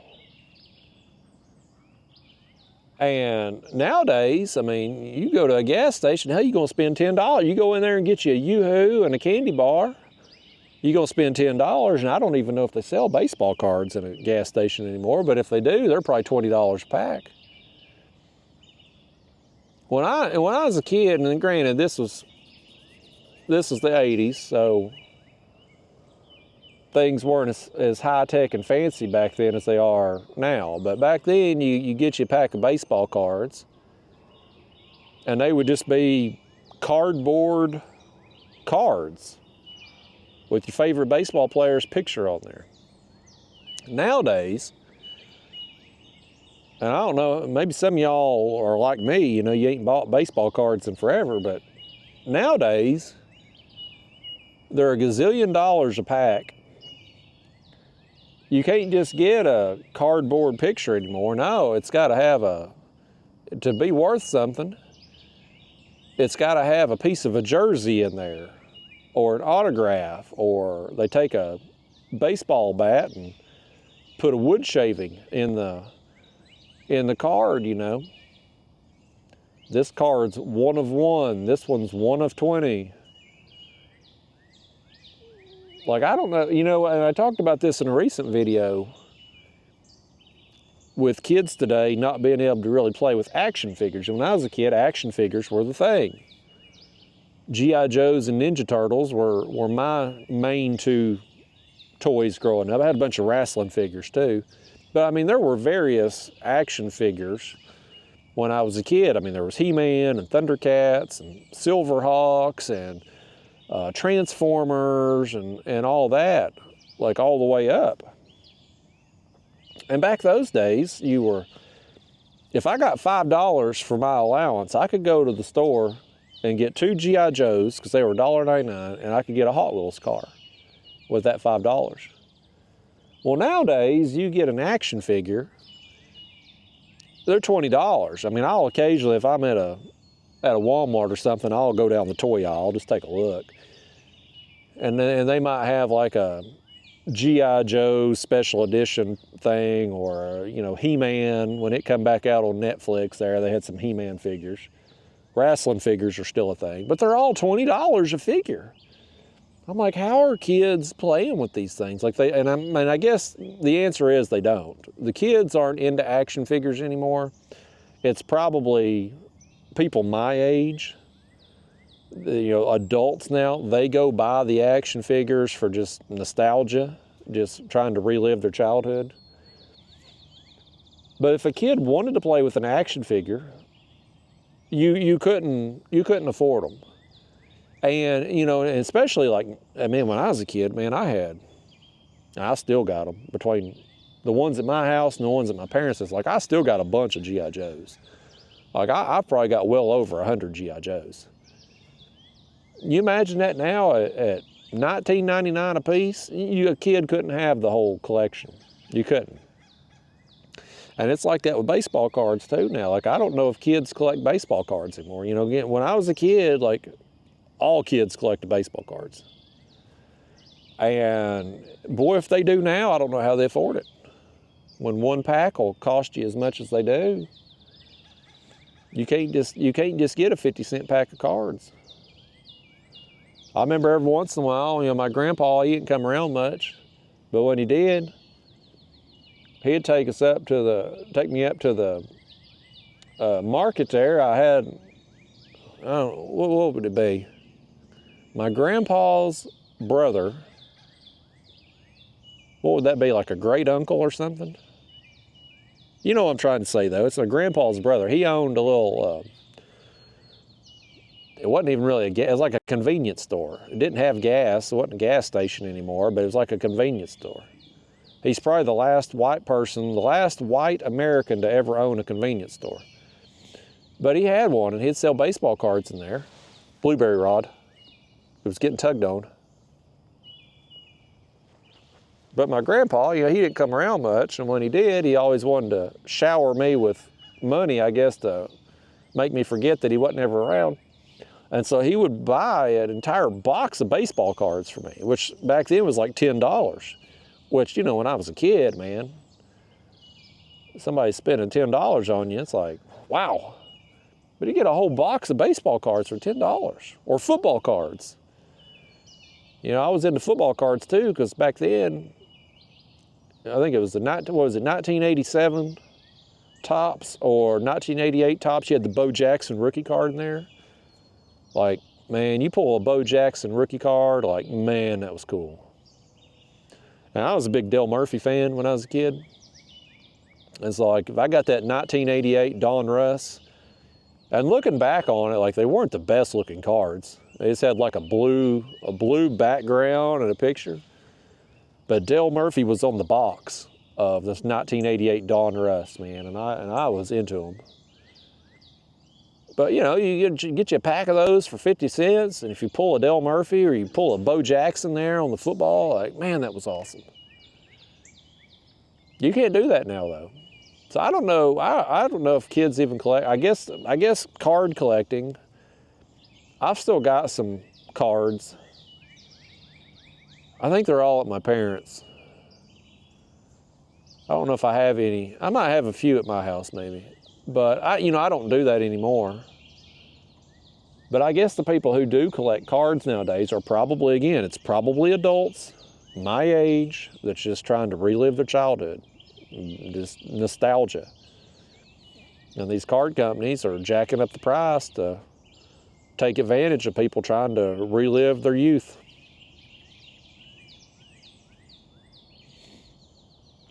When I was a kid, though, I'd take them cards and I would mail them to the players and try to get them to autograph them. In the old days, they had this magazine called Beckett, and it was like a price guide. And they may still make those, I don't know. But back then, it was a Beckett price guide. It'd come out every month. And in that price guide, it would have the team addresses. And so I would send baseball cards and football and hockey cards, I mean, whatever I had, I would send them to the players through the team address where the stadium was. And I'd put the card in there, and I'd put another envelope in there with a stamp already filled out with my address and everything. And I'd write them a letter and try to get them to autograph the card. And you'd be surprised how many of those players would sign the card and send it back. Or sometimes, like if it was a big star of some kind, like they wouldn't sign the card, but they might send you like a postcard or something with their autograph, or, you know, they'd send you a little something. Some of them you never got back. You know, like that card was gone forever. It probably went to the trash or something. But like some of the players would send them back. I used to track all that stuff. Like my mom would buy me a book of stamps, and I would send off players, and I would write down like who I had mailed off to and the date, and then when I would get it back, I would mark the date, see how long it took. I still got all those somewhere. I don't know, you know, stuff like that. They probably don't have, I mean, it was valuable to me as a kid. I thought it was super cool to have a big baseball player or hockey player or football player autograph a card for me. Like, that was awesome, as this middle rod is getting. I ain't imagining that, y'all. I'm telling you, we're getting a little weight right there. It's gone now.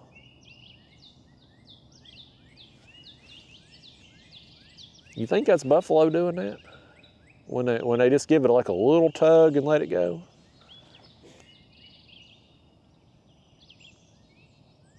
Because it ain't like my line's jumping. Like, when I saw that one, it was another little tug. I didn't let go. Next blueberry we put on, we'll try to get a smaller blueberry. See, that was another one. It was a tug. We'll put a smaller blueberry on the next one. Okay, he's got it now. He's got it now for sure. He hit it twice and finally got it. Let's see what this is. He's running, buddy. He's thrashing out there.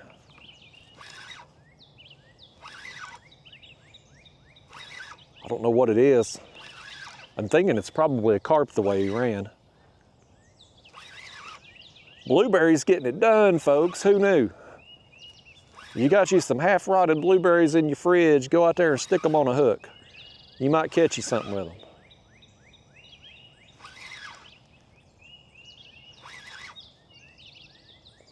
Boy, he's just headed up this creek, buddy. He's just doing his thing, man. He's not making a hard run right now. He's just swimming. We may have to go around this other rod over here if I can't get him to turn and come toward us. Oh, there he is. There he is. That's a carp. So we got a carp and a buffalo now on the blueberry. Oh, don't get up under the kayak. Oh man, he's back there in my dang. Okay, he come out. We don't need you in them anchor poles there, fish. Let's get this thing in a net before he can get himself in any more trouble here. He's wound up, buddy. He said he is having the first blueberry of his life, and all of a sudden, that blueberry started pulling back on him. He said he'll never eat another blueberry again as long as he lives. He'll stick with them fake berries in the Captain Crunch. That's his favorite cereal, is Captain Crunch. I never liked it personally. Let me have that hook back. There we go. Got the hook. Let's get that out the way. Carp, you're another one I don't think I'm gonna give any front camera time to. You're not really all that big, and you're not really all that unique, so sorry about your luck, fish. I do appreciate you biting. I thank you for that, fish. You're supposed to say you're welcome. He's not gonna say anything. Get out of here then. Go buy you a Yoo-hoo and a pack of baseball cards. It'll make you feel better. Always made me happy as a kid. If it wouldn't cost me $25, I'd probably stop at a gas station on my way home and get me a Yoo-hoo and a pack of baseball cards. I don't follow baseball enough nowadays to know really who's good and who ain't. It's just gotten, at some point, baseball got to be unwatchable. I can't put my finger on exactly when that was. I loved it as a kid, but at some point it got unwatchable. Now I watch football. That's my main source of entertainment. I can't get into the spring league football though. I've seen some of the highlights of it. I just can't. If it ain't NFL or college, I just can't do it. Maybe I'll get into the spring leagues at some point, but it'd be nice if I could. The way there'd be something on TV to watch in the spring and summer. But I can't do it. Can't watch baseball. I can't watch basketball. Let's get a little smaller berry. We've been putting the big ones on. Let's put a little smaller one on here. There we go. Well, I don't know how much smaller that one is compared to the others, but it's a little bit smaller anyway. We'll try it.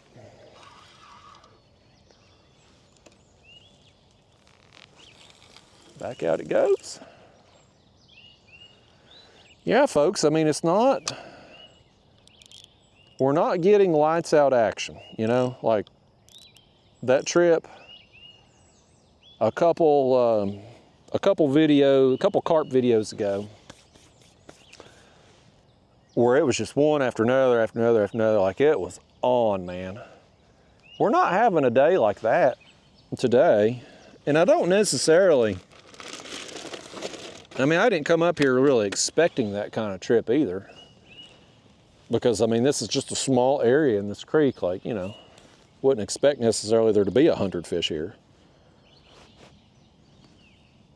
But, I mean, I'm happy with the bites that we're getting. I mean, what are we? Just under 2 hours into this, and we've gotten a few fish here. We've had kind of consistent bite. We get a bite, we wait a little while, we get another. You know, for this small of an area, I mean, I'm pretty content with it, man. I'd like to get a bigger fish. I'd like to get another buffalo. Definitely want a mirror carp, but like, I'm happy with how things are going. I'm not happy with the price of baseball cards and action figures, but definitely happy with how the fishing is. You know, and I wonder too, like if you mailed and I don't even know if they even post that stuff. Like, I don't even know if there is a Beckett price guide anymore for baseball cards. Because all these baseball cards now, they're like 1 of 1, you know, or 1 of 10 with the autographs and the memorabilia stuff. Like, I don't know how you would really price that. I guess the price is what somebody's willing to pay. So I don't know how that would work as far as price guide goes, but even if you had a price guide, like, I guess you could just Google the addresses of the stadiums and send the item to the arena or the ball field or wherever. But I don't know if players today, I don't know if they would sign them or not. And even if they do sign, like, you know, back in the 80s, early 90s, the cards were cardboard. And these newer cards, and I ran into this a little bit there in the 90s when they started doing more glossy prints. Like, you would get an autograph back from a player and it would be all smudged and smeared and stuff because of the texture of the card. Like, the better autographs were on the cardboard cards. But I had a bunch of players sign them for me, and I just write them a letter, you know, and you know, tell them I liked watching them play, and you know, how old I was and all that stuff when I was a kid. You know, I don't know how old I was when I started doing that, probably 9, 10 years old, I guess. Old enough I could write, you know, and write a letter and stuff. But I would get a surprising amount back. Some of them would come back in a month or two. Others you'd get back a year later. A lot of them never seen those cards again. You know, they probably went to the trash. But I would imagine in today's time,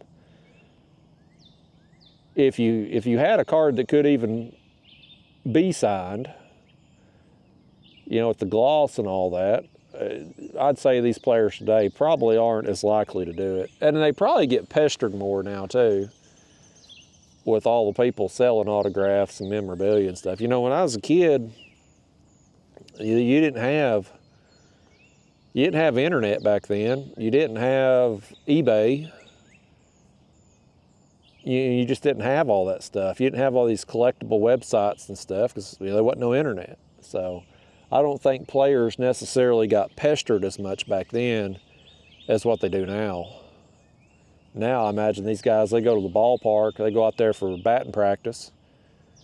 There's probably autograph collectors out there with 50 items for them to sign. They probably get tired of it when they, in the clubhouse there, they probably ain't wanting to open fan mail. And I don't know if kids today even want autographs. Like, that was a big thing when I was a kid, you know, kids wanted autographs. But I think nowadays people just want selfies. Like, with the, you know, and I'm not any kind of celebrity or anything on the YouTube or anything, but, oh, that middle rod, the blueberry. Look right here, the blueberry's getting hit again. Something's got it. Oh, did he just pop free? He took the rod down. He took the rod down fairly hard.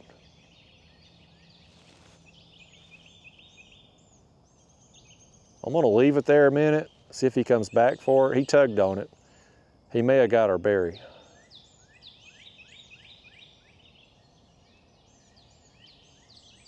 He must have got to hook enough that we spooked him. Let's see if we got a berry on there.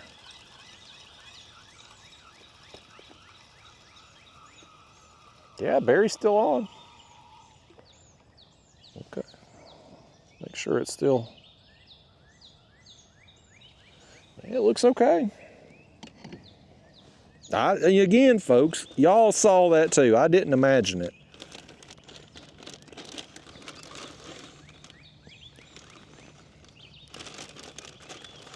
The muddy water, though, it don't seem to be affecting much. The current, I mean, they're still finding it. I'm sure the breadcrumbs are washing along very quickly, but hopefully any fish that may be downstream of here are gonna just keep making their way up until they find the bigger piles of packed bait and blueberries and plastic corn and whatever else we got out. My garden, when it starts making some cherry tomatoes, we'll put some of them on too. Shouldn't be too much longer, I'll have some tomatoes. My garden's looking damn good right now.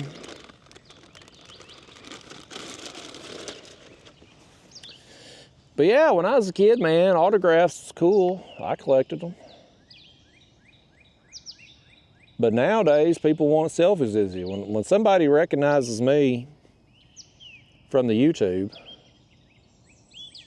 if it's a younger person, like teenager, 20s, like they want a selfie with me. I've done a lot of selfies. When I've been asked for an autograph, somebody wants me to sign their hat or something, it's adults. I don't recall any kids wanting me, maybe at the Catfish conference. I had a bunch of people up there when I went there a couple years ago, but if somebody wants an autograph from me, it's usually somebody my age or older. The younger people just want selfies nowadays. And I don't know, I guess nobody prints pictures anymore. But I don't know if somebody collected selfies with people, would they print them out and put them in an album, or they'd just be on their phone on their social media? I don't know how that works. I've only gotten a few selfies in my life with people that were famous. I guess you wouldn't even, I don't know if you'd really call them famous. A guy from The Walking Dead, T-Dog, he was in season 1, maybe season 2 too. I can't remember when they killed him off. I met him years ago. I was working at a hospital in Douglasville, Georgia. I was doing a contract down there, and travel nurse contract, and he came in to visit, I can't remember if it's a friend or a family member there at the ER, but he was cool. And The Walking Dead was a hit show back in them days. And we were all like, is that him? Is that really him? And he was super cool. Took pictures with all of us, and real good dude. He helped us play a joke on one of our coworkers too. He was in the room there with his friend or family member, whatever, and we got a fish here, left rod getting hit.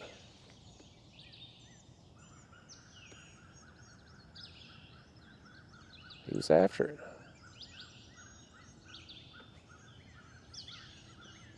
Sometimes when they hit it like that, I wonder if it ain't turtles too.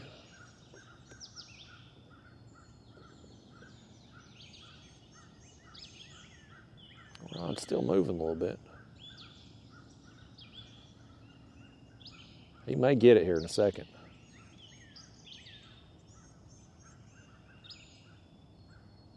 At least with the plastic corn on there, we know it ain't like the blueberry where we gotta wonder if the hook's bare. Like, we know the plastic corn's still on there. So if he comes back for it here in a second, we'll know we're at least still got something down there to entice him.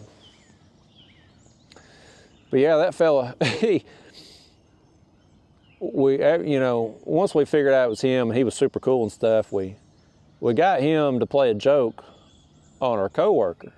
She actually had that room, and so we got him to pull this prank. So we talked her into going in there and asking him if it was actually him from The Walking Dead.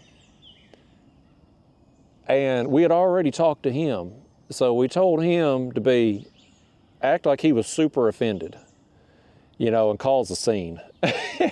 And he did. She went in there and asked him, and she was kind of a quiet girl, kind of very non-confrontational, type person. And she comes running out of the room, and he comes out in the hallway, and he's yelling. It's like, "You think I'm The Walking Dead? You think I look like a zombie?" And just going off, causing a scene. All fake, of course, because we'd set it up. And she was just, standing there just petrified. And it was funny. But he was a cool guy. And he took selfies with all of us, and really cool dude. I don't know whatever happened to him. I don't know if he's been in any more movies or shows or anything since then or not. I mean, he was in Walking Dead there. I know the first season for sure, but I can't remember when they killed off his character. But he was a cool guy, so I got a selfie with him. I got to hang out a few years ago. Well, it's been longer than that now. When did I work there? 2012 or 13. I was up in Reidsville, North Carolina working. And a girl I worked with, her husband was friends with Johnny Fairplay from Survivor. And I'm a big Survivor fan. I've watched every episode of every season since Survivor come out. I don't like it as much nowadays as what I used to, because it's the culture of the show has changed now. I feel like they're trying to put all these people on the show that just the weirdest people they can find. Used to, you'd have a show of normal people and one or two weirdos. Now it's all weirdos on there. It's totally unrelatable anymore. The last 2 or 3 seasons, there's not been a single player that I've really been able to root for, like somebody you can look at and be like, yeah, I like that person, or I kind of identify with that person, like they're kind of like me. The last 2, 3 seasons, like there's nobody to root for. I still watch, mainly because there's nothing better on TV, especially when football season's not going, but like, I'm not as into it as I used to be. But anyway, back in the day I was. And so one of the Survivor contestants, Johnny Fairplay, he was notorious there because he had lied about his grandmother dying. We got this rod right here. My line, I saw my line starting to swim, I thought.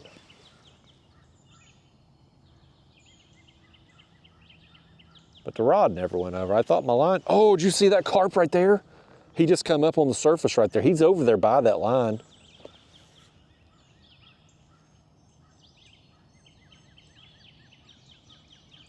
That rod right there may go down in a minute. There's a fish right over there by it. I hope that got on camera. I hope I was looking forward and not up at the rod tip, because I hope you saw that carp come up.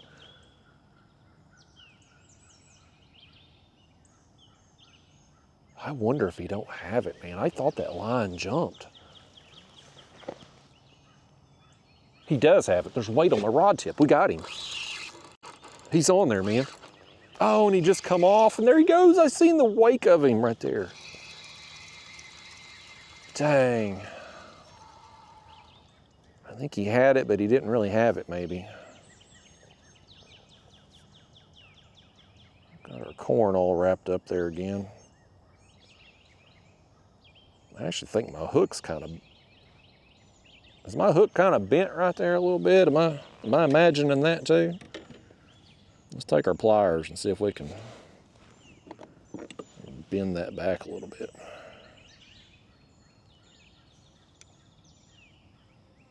Actually, you know what else? We're barbless right now. That may be part of our problem too. The barbs broke off. I guess that hook ain't too. No, that's okay. The hook itself's okay, but the barb's gone. We're gonna have to. Well, that'll make getting them unhooked easier. I probably should. I'll switch that out before our next trip, but I don't want to take time with it right now. Well, we had another missed opportunity there.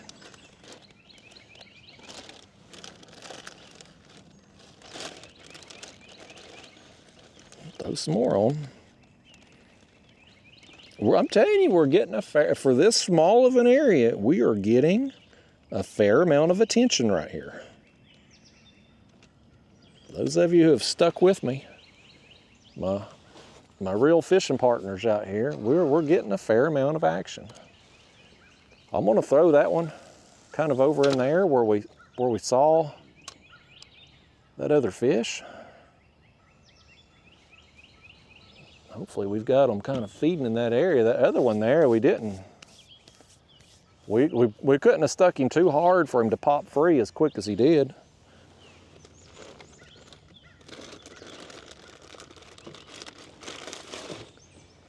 All right, back in the game. What was I talking about? Oh yeah, Johnny Fairplace. Anyway, yeah, he was on Survivor and he was notorious. Like if you made it to a certain point in the game, used to, they would bring one of your family members over. And it was always a big part of the show. They've quit doing that. I don't know why, but they quit doing it. Now they just, if they make it to a certain point in the game, they get letters from home. It's kind of lame. I don't know why. Everybody liked that, I thought. I don't know why they quit doing it. But Johnny Fairplay, when he was on the show, he didn't have a family member come. He had a friend come out there. And he had already set it up in advance that when his friend got there, he would tell him that his grandmother had died. And his grandmother hadn't really died. But he made it, he faked it on the show to try to get sympathy and try to make it farther in the game. It was very smart. So anyway, he was kind of notorious, whatever. And, you know, I was a big fan of the show. And so I was working over there, and this girl I worked with, her husband was friends with him. And so I got to go. We went to a wrestling match one night. WWE Raw was over there in Greensboro, North Carolina. And while I was working over there, so we went to the wrestling match and hung out with, got to hang out with him. That was 2012 or 13. So, I mean, it's been a long time ago. But I remember I got a selfie with him. So I'm trying to think who else.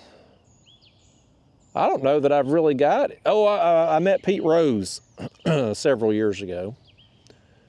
You know, again, this is back when baseball was watchable. I thought Pete Rose, when I was a kid, in my young and impressionable years, Pete Rose was cool for two reasons. One, because he was a player manager. He was playing and managing there for Cincinnati at one point. So that was cool. The other thing was, in 1988, they had these toys called Starting Lineup. They were action figures, and they were baseball. They had baseball and football. But Pete Rose, I had the Pete Rose Starting Lineup action figure. And his figure, for some reason, was bigger than the other ones. Just barely, but it was bigger. Like I had a bunch of them, man. I had Pete Rose, I had Del Murphy, of course, Ozzie Smith, George Brett, Eddie Murray. Like I mean, I had a bunch. Roger Clemens. Like I had a bunch of those Starting Lineup action figures. When they were real popular. But anyway, I thought Pete Rose was just, you know, I was a kid. I mean, of course, his best playing days was behind him when I was a kid there. But you know, I liked Pete Rose at the time.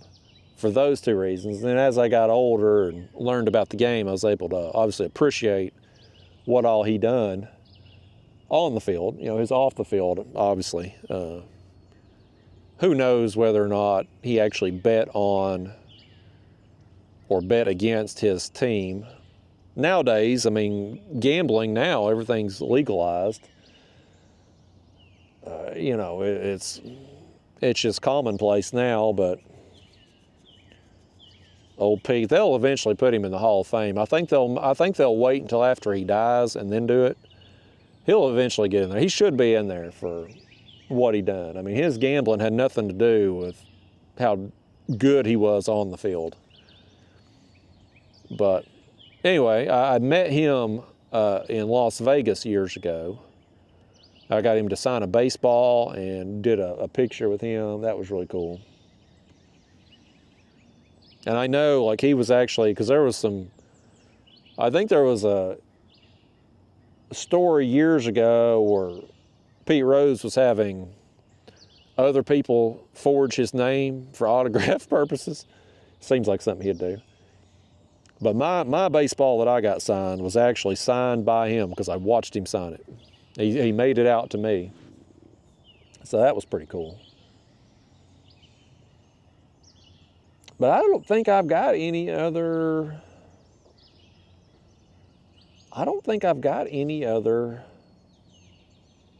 selfie pictures with anybody. Like, you know, celebrities or athletes or anything. I was on an airplane with Philip Fulmer years ago. I didn't talk to him because I was still angry at him for how, you know, Fulmer won a national championship for us in 1998. But boy, after that, man, he just run the program into the ground. And so I was still a little bitter about that. And so I was on a plane with him, so I didn't talk to him or nothing. I was just like, oh, that's Philip Fulmer, but I didn't get a picture or nothing. And boy, at the time, I just thought at the time he'd run the program in the ground. Then they made him athletic director. And he really run it in the ground when he hired Jeremy Pruitt. So Fulmer ain't high up on my list of Tennessee legends. Let's just put it that way. You know, I'm a big Tennessee football fan, but 98, we won the national championship. Let's be real. A lot of that was just due to the fact we had a very talented team of guys who had came to play. Peyton had graduated. Peyton Manning had went to the NFL. But a lot of the guys that had came to play with him was still on the team. And then, you know, we had T. Martin at quarterback and won national championship in 98.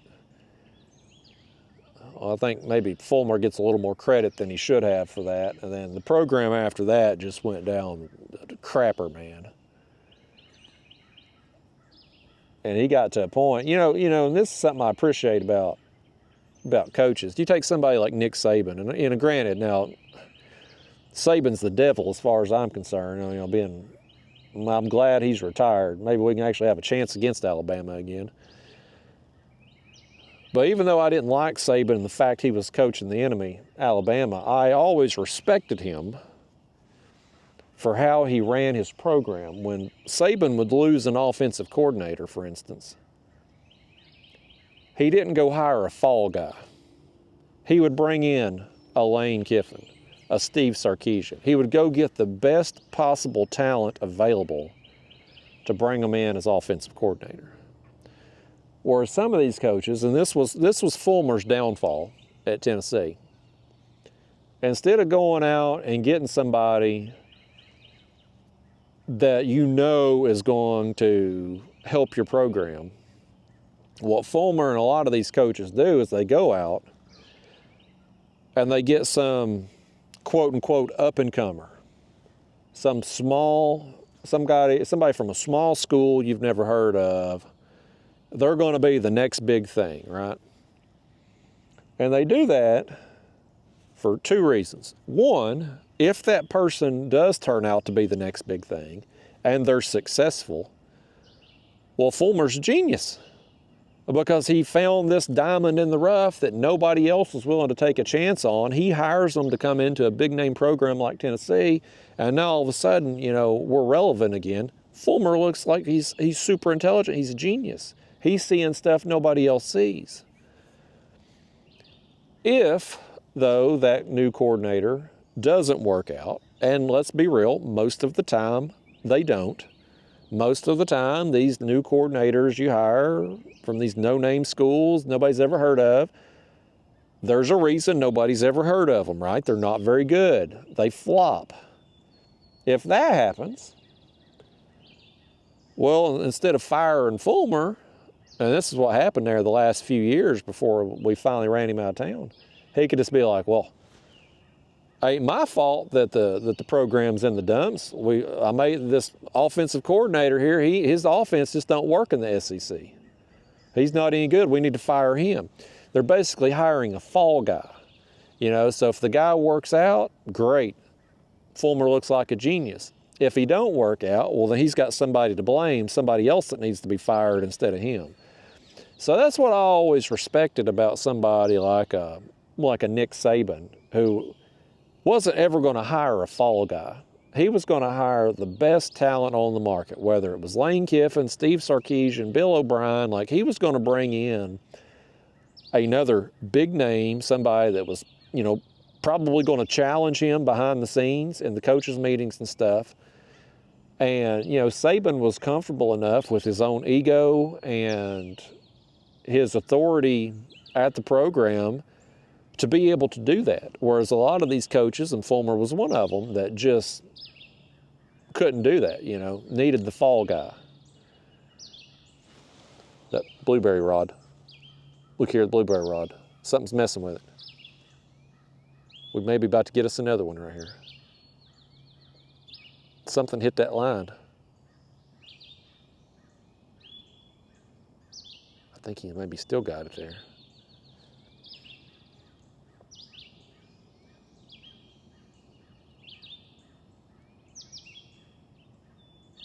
There's a little bit more weight on I'm telling you, it's going to go down here in a second. I'm trying to be patient this time.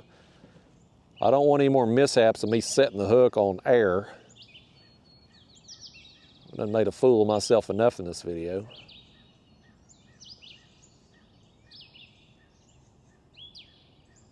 Oh. I think he's gone now. He was tugging on it though.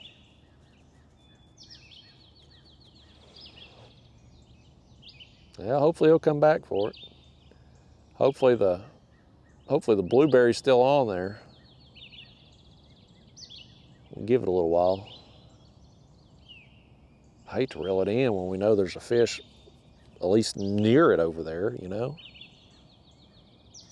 We reel in, we're liable to spook it. We cast the line back out, we're liable to spook it. This rod on the right though, man, it ain't been sniffed at.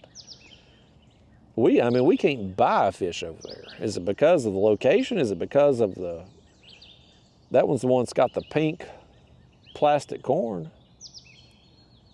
Which this water being so muddy, I mean, hell, can they even see anything anyway? I don't know. I never knew if color made a difference or not. I've caught fish on every color I've thrown.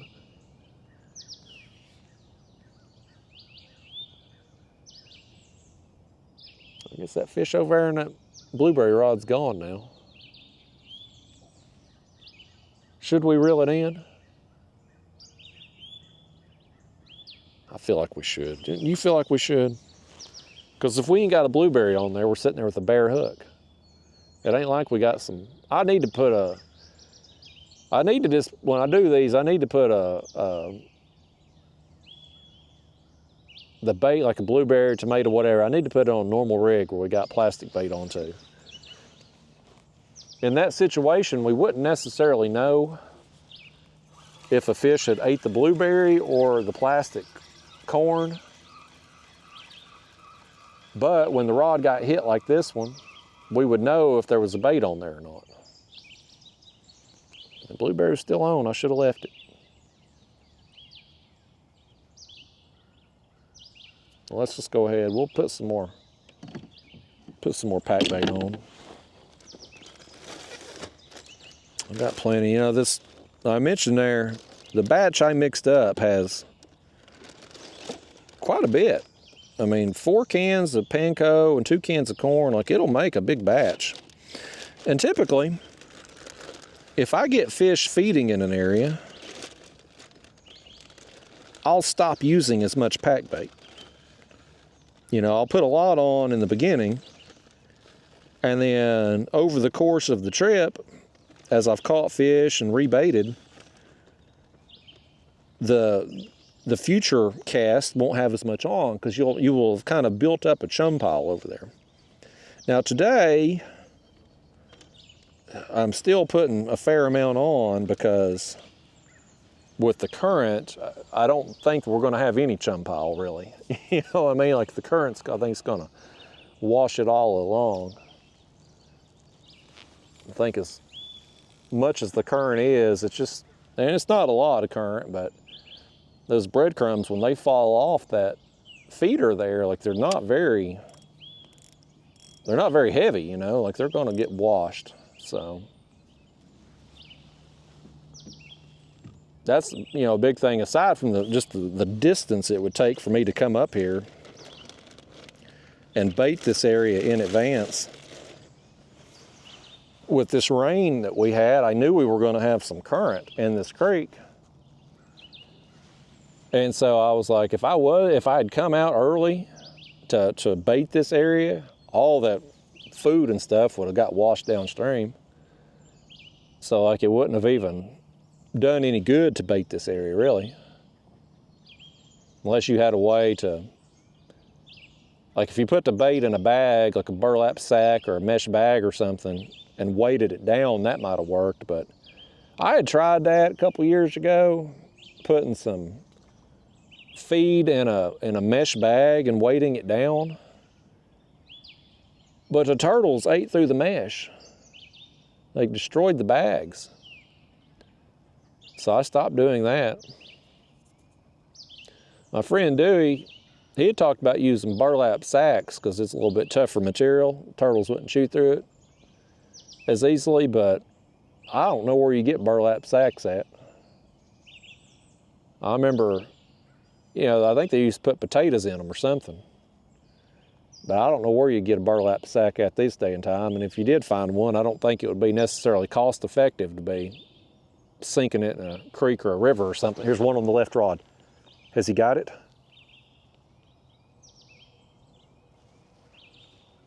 It was getting hit over there. Oh, he's got it now. He's got it now, by gosh. I saw him hit it. We're hooked up again. Oh, he's in something. Whatever's over there, he's found it. Come out of it, buddy. I need you to swim back the way you came. The exact path you came, fish. Don't take any laps around whatever it is, stump or stick or whatever. He's still on. He's just in something. When we cast this bait out again, assuming we get this, well, assuming we get this rig back, we're gonna cast this next one out up here behind us on the left. So that way when a fish hits it, it's got more room to hopefully run without getting in this stuff. He's still on, I feel him on.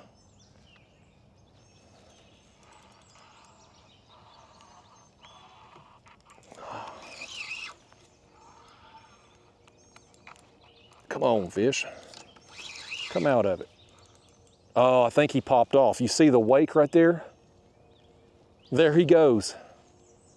He just come off and we're stuck in whatever gosh dang it, I was trying to horse him out of it. And I did all right. I horsed him out of the hook. And now we're set here in a damn snag.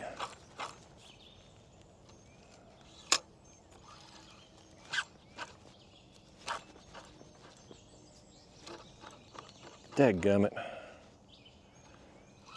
don't know if I can break this thing off.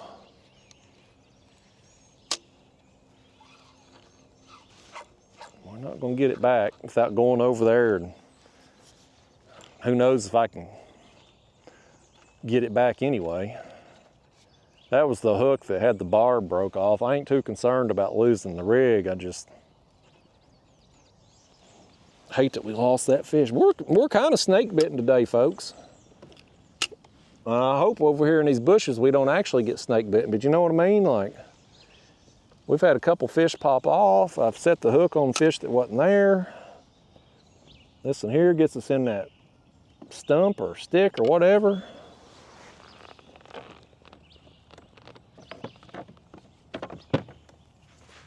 Let's see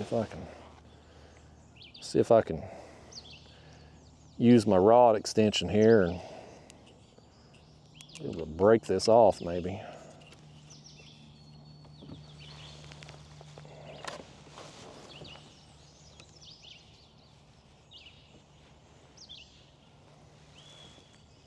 We'll have to get it closer than that, I reckon.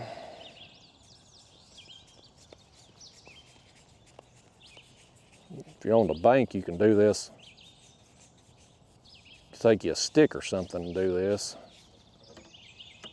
Actually, you know what? Hell, I think we pulled it free. Whatever was in, I think we broke it free.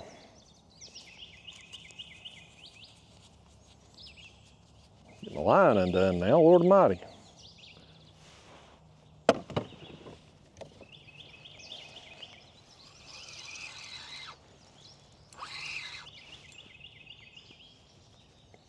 We're bringing the whole damn brush pile with us. We broke it free. Well, at least it'll be out of our way now. We won't have to worry about getting hung in it again. Oh, crap. Well, there goes the brush pile. Now instead of being over there out of our way, it's going to be right here in our way. Dadgummit. Well, we got our rig back, if nothing else.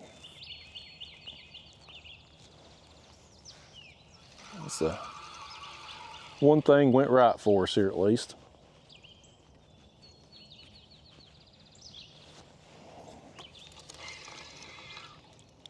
No, we didn't. We broke the hook off. Well, I got my feeder back. That's about the best case scenario. The hook was bad anyway because the barb was gone. We got the feeder back, so that's the best case scenario, folks. We needed to put a different rig on anyway. I tied up some more the other day, so. The way I do my rigs, it takes a little bit more time to tie them like this ahead of time at the house. But doing it this way saves me time when I'm out on the water. So, oh, blueberry. Or is it that stick?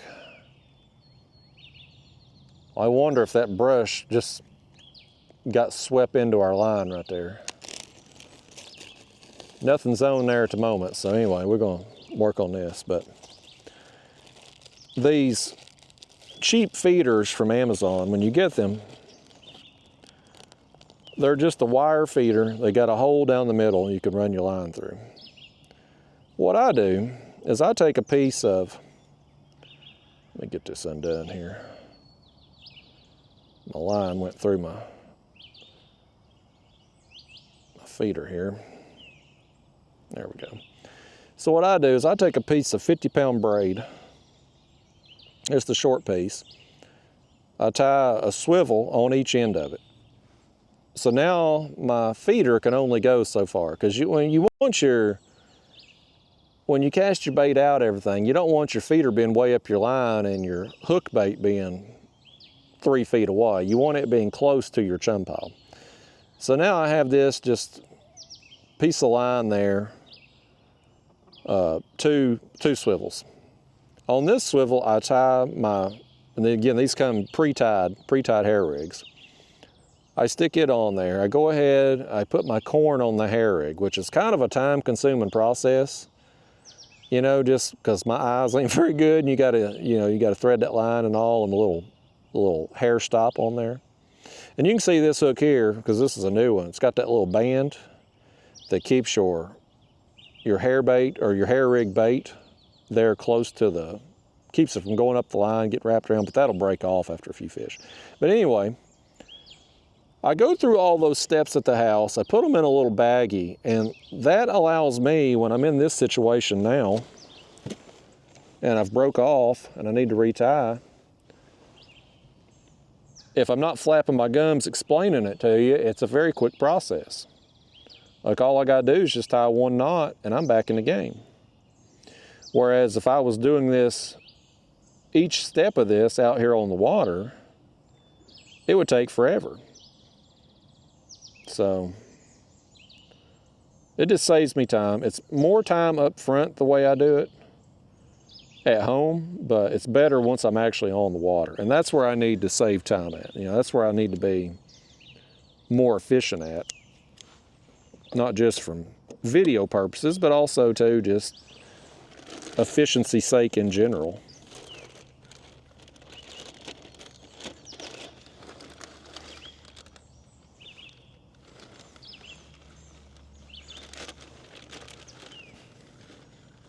Okay,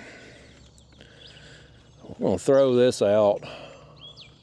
I'm still gonna throw this kind of beside us, maybe a little behind us here. Because just because we broke off part of that brush over there don't mean that there ain't more. So let's just go, let's throw that right there.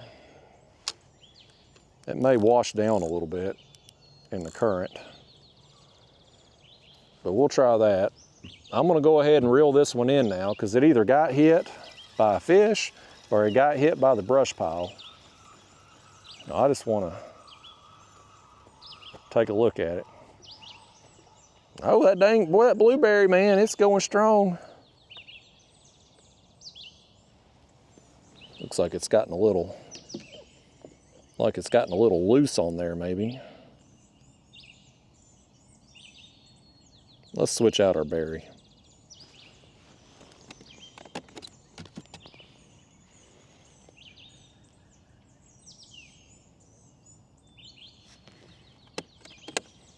Yeah, here's what I'm gonna do too. I should have done it on the other rod. I should have done it on that. We should have put a blueberry on the other rig over there. I'm gonna rebait the one on the right, and we'll put a blueberry on it, even though it's got the fake corn, because we know they're eating these blueberries, both the buffalo and the carp. So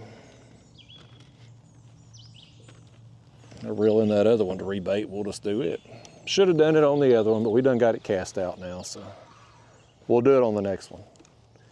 I got plenty of these blueberries, you know. We might as well make use of them.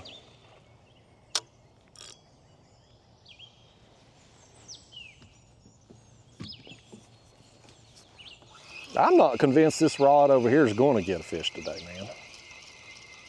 Maybe I'll cast this one out farther when I recast. We'll still keep it to the right the best we can, but maybe get out farther toward all that debris that's piled up over there.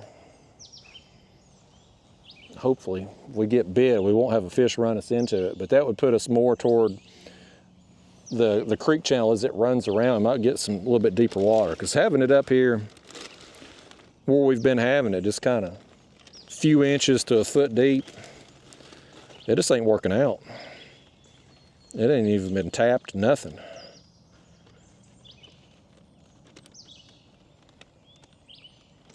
So yeah, so we got our hair rig here with the pink corn. Let's just take us a blueberry and stick on the hook itself. So that'll be our rig now. Blueberry with a couple pieces of fake corn. If the blueberry gets knocked off, we'll still have our plastic corn out there to hopefully catch us a fish.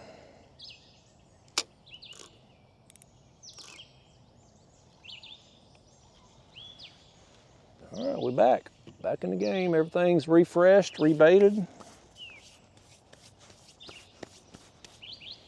I'm gonna reset our power poles here. So all this, me shifting my weight has worked them down. Okay, y'all.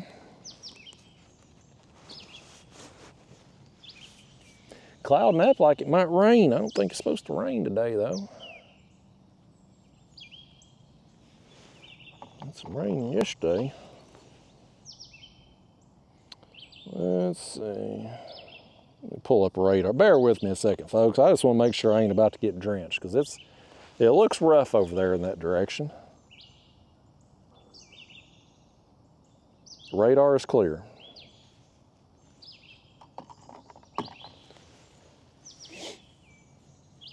The radar's lied before, though. You know how them weathermen are.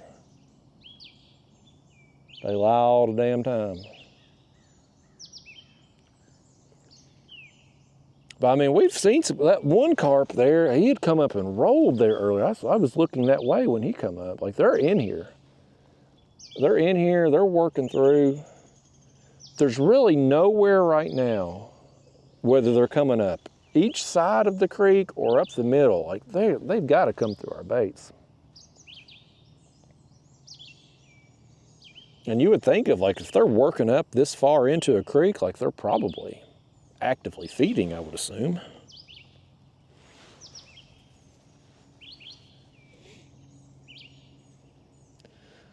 I've had a good time with the fish I've caught, but I want to catch some more, and I want to get some of these fish that we keep losing.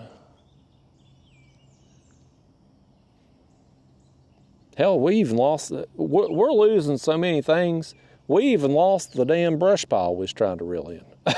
I mean, I lost it off the hook as I was trying to reel it in. You know you're having a day when you lose, you can't even catch the snag.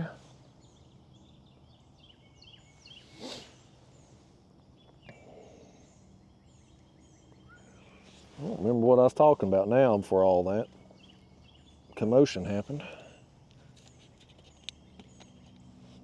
I done lost my train of thought, y'all. Let me get me a swig of water. Rehydrate a little bit here, and maybe I can get my brain functioning again. I need to have Ryan Bortz back on my channel here in an unedited video, because he's from Kentucky, you know, so I'm talking to him. Even if I say something dumb, just him talking about anything sounds dumber, so it takes the attention off me. I may possibly fish with him tomorrow if I'm able to get bait today. He's been struggling to catch bait too. He's down there right now. He was fishing nickeljack for 2 weeks, you know, ahead of our tournament and everything, because apparently he needs that much practice time to beat me. So he's been down there, but bait's been tough to get down there too. I think they're just in transition right now. They're just making their way. They'd run upriver to spawn. Now they're making their way back downriver. I'll get back on them again here in a few days, but I'm sure hoping to get on them this evening.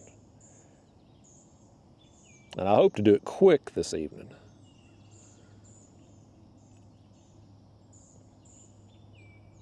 Going down there to nickeljack, like, I like fishing down there.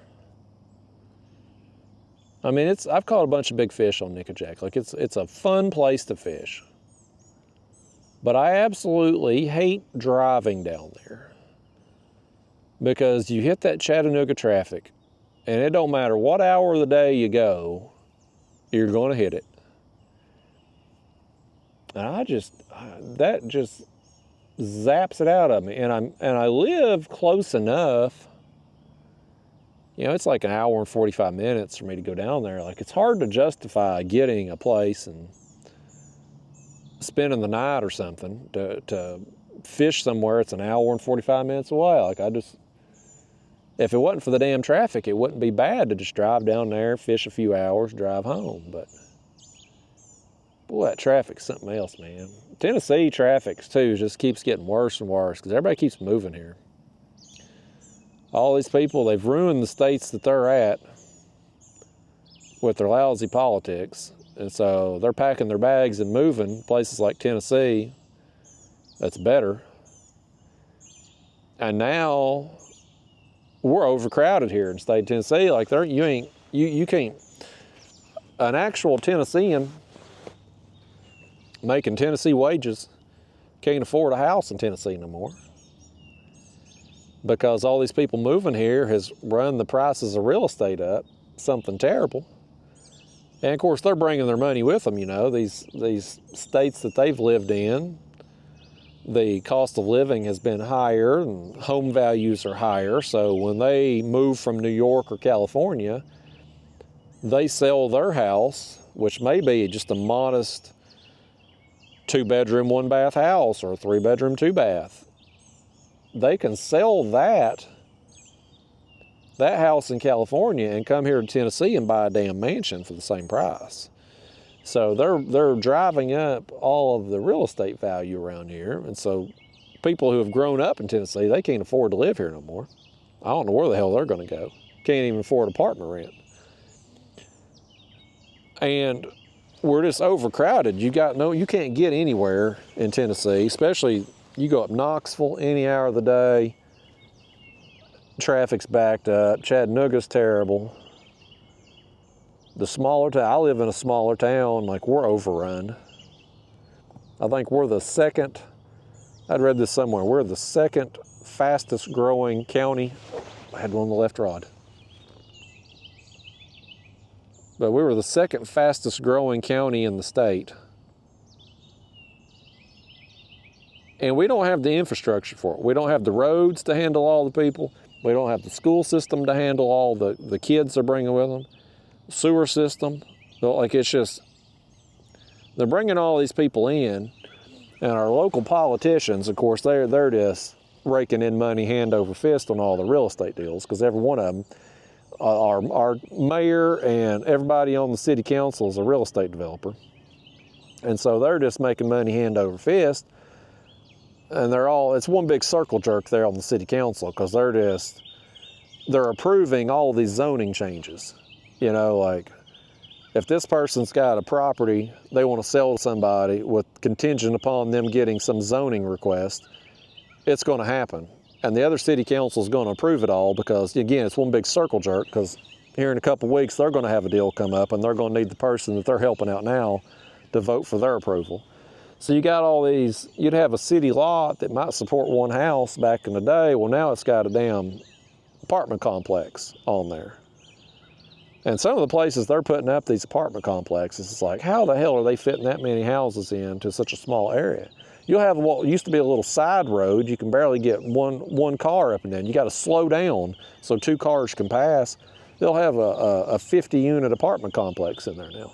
So you can't get anywhere in town. And it's happening all over Tennessee. And so it's just going down the crapper, man. I'm hoping when all these New Yorkers and Californians and all, when they move out of their states,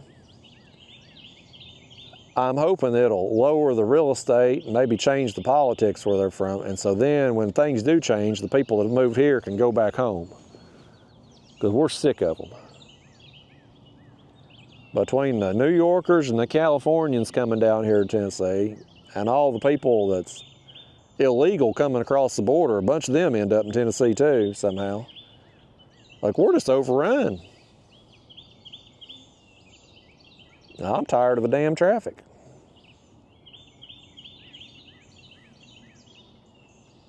I'm real tired of our local politicians and all their real estate deals. Like, yeah, it just seems like to me I got a bug flying around my head. It seems to me that it's a conflict of interest. Like, you shouldn't be able to run, if you're a real estate developer, you shouldn't be able to run for office in a position where you're going to have influence over getting, zoning amendments and crap like that changed. You know what I mean? Like, it's a huge conflict of interest. And it's obvious when you look at the stuff that's getting done, just the town I live in. It's obvious it's corrupt. But what can you do about it? The damage, they're in office for 4 years. You vote them out, great. The people, it's their buddies that's going to sign up to run against them, Nobody worth a damn wants the job. I've thought about running. I don't want it. I don't want the job. I don't want to do it. But at least I could vote no on all these damn real estate crap that's running the place over. It's like, when you're going to make these zoning changes to allow a 50-unit apartment complex in an area as big as this little creek opening here, there should be some contingencies in place. You should have the roads going in and out should be able to handle it. The sewer system should be able to handle it. The school system should be able to handle the influx of children that's going to be coming in with that. All that should be done ahead of time, before you build the apartments and the subdivisions and the duplexes and everything else they're building. And they're just filling their pockets up as quick as they can do it, and like, oh, we'll figure it out afterwards. Well, all these people moving here, their property tax dollars, that'll go to improve the infrastructure. No, it won't. It won't do a damn thing. They'll blow that money like they've blown all the others. And now they're wanting to build a new school up the road from me. I already got a school near me. You can't get up and down the road when school's starting and when it's ending. And now they want to put another one up the road, and it's like, the roads can't handle it. How you gonna get around in the mornings? And then it's like, you gonna raise my taxes? I don't have any kids. Like, I don't want to pay for another school system. I don't want to do it. Quit. If the schools that we have can't accommodate all these kids moving here, then hey, maybe that's a sign we don't need no more damn subdivisions. Maybe that's a sign you shouldn't be voting to change the zoning to allow more apartment complexes per acre. You know what I mean? Like, that should tell you, don't do it. But when the mayor and everybody on that city council is the ones developing these properties, it's like, well, of course it's going to get done. Hell with everybody else that lives around there. But ever since COVID, man, people, I guess when everybody was able to work remotely, they could live wherever and do the same job. They're like, well, let's go to Tennessee. It's a nice state, no state income tax, good climate. We'll just go live down there. I think a lot of people went to Florida, a lot of people went to Texas. Which should be another sign for all these states that people's moving out of, like, why are all these people just doing a mass exodus? Maybe we should change something to keep some of these people. You know what I mean? Like, if our local politicians are saying, well, these people coming in are good for us, they're bringing all of their tax dollars in. Well, then the states they're leaving from should be like, well, this is bad for us. All the tax dollars they were spending are now gone, right? What's good for one should be bad for the other. That ain't how it works. You know how they are, they want to spin everything. But I'm sick of their crap, man. I want to be able to drive across town. It used to take 10 minutes to drive across town. Now it take you a half hour because you hit every damn red light. They keep having to put in new red lights all the time. And we don't have any good businesses. Like, in my town, we've got every fast food restaurant imaginable, but you don't have anywhere good to go to eat. Like, we don't have a steakhouse. We don't have a place to get some chicken wings. You can get any kind of greasy turd hamburger you want, but you can't get a nice meal in town. You know, we got a Walmart, we got a Home Depot, we don't have a Lowe's, we don't have a Target or Target. You know, we don't have a movie theater. We don't have anything fun to do. Bowling alley, you know, you still got to drive to Knoxville. Anything you want to do outside of eating fast food. So I don't know why I'm griping to y'all about all this. If you live in Tennessee, you know what I'm talking about. If you're in another small town that's become desirable to all the Yankees that are moving south, you know what I'm talking about.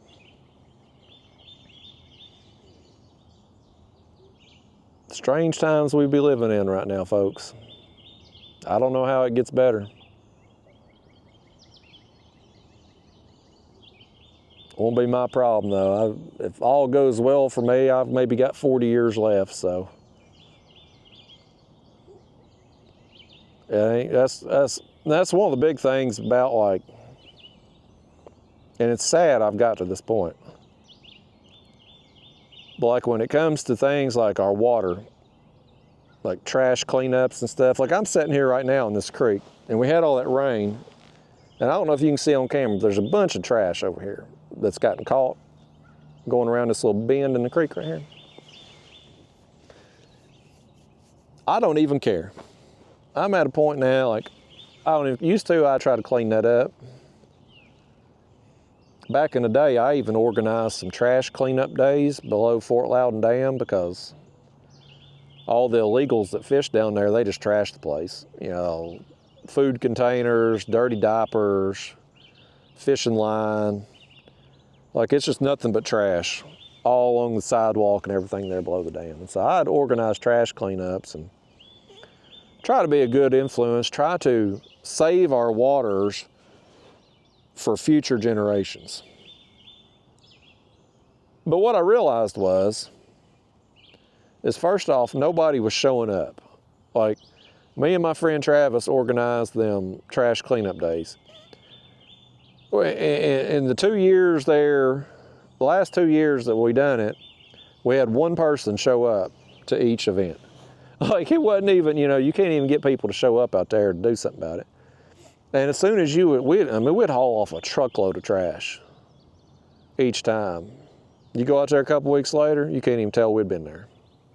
Like, it was just more and more trash, which all obviously gets swept down every time the water comes up, all that trash on the shoreline, as we got another rod here getting hit on the left.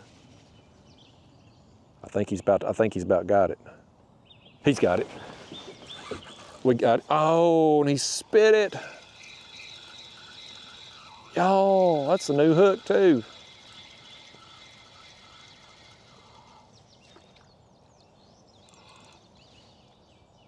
Goodness gracious. We just got bad luck, man. Got bad luck all of a sudden. We've missed more fish than we've caught today. Y'all ever have a day like that where you miss more fish than you catch? I hope it ain't just me. Surely it ain't just me. Let's put some more pack bait on here, and this time I'm going to put a blueberry on this hook along with the fake corn. I hate that we missed that fish too. He had it. Daggone, man. Let's get us another blueberry. Try to find one that's a little firm. There we go. This one ought to hold on a hook pretty good. Okay, so here's what this one looks like. We got our pack bait. You got the blueberry, and then the fake corn below it. Let's see what this will do for us. And I'm gonna get my line wrapped around my rod tip apparently. I'm gonna cast this one up here kind of behind us. to the left too. That way, give them a little room to run without getting in that snag, if there's any of that snag left down there.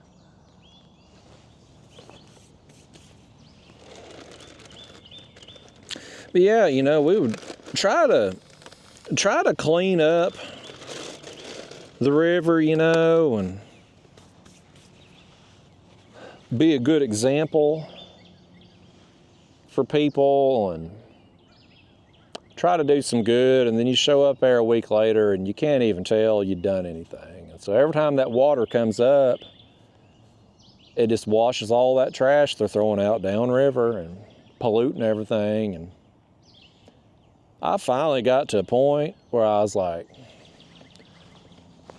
I'm done, you know, because I'm like, what the hell am I saving this place for? You know, trying to clean this up, trying to be a good example for what? I don't have any kids. I don't intend on having any kids. Who am I saving this for? You know, I got maybe 40 years if I'm lucky. If all goes well and I live a relatively healthy life, like I maybe got 40 years left. Why am I doing it? And so I'm going to enjoy the resources we have while we have them. And I know that's terrible for me to be like this, but I just got the point. I'm just like, why bother? Because nobody else gives a damn. And unfortunately, it don't take a lot of people not giving a damn to cause a big impact. And there was another fish right here beside us. It was a carp that come up. It don't take a lot of people not giving a damn to cause some major damage, you know. But I'm just, one of these rods got hit. Maybe I imagine that too. But yeah, I'm not doing any more trash cleanup events. Can't get nobody to come to them anyway. Maybe I could do better now that I have this following on the YouTube, you know. Back then, the last time we done one, I had a YouTube channel, but I was still real small back then, so like I didn't have maybe the pull back then that I do now. But I bet if I organize one, spread it all over YouTube, there might be 5 people show up maybe. I just ain't gonna fool with it. I'll just fish in dirty water until I die. And it can be these future generations' problem. Every generation pawns their problems off on the next generation, and that'll come to roost at some point. You know what I mean? Like the oceans are full of plastic and garbage. They got that Great Pacific Garbage Patch out there in the ocean. I'm no engineer, but it seems like you got that big garbage landfill out there in the ocean. It seems like there would be a way to condense all that, like compress it real tight and make it into land of some kind. I mean, I guess that's not possible or else it'd already be done. But you know what I mean? Like if you could, like if you take a compactor, a lot of these businesses and stuff have trash compactors, and you put everything in there and the machine will squish it, and out will, all this trash will be in like this compressed box, you know? If you could do something like that out in the ocean, and again, I don't know how it'd be possible, but if you could essentially turn all that trash into a floating, just giant island, basically. In theory, maybe the dumbest idea you've ever heard, but I'm full of ideas, and a lot of them are dumb.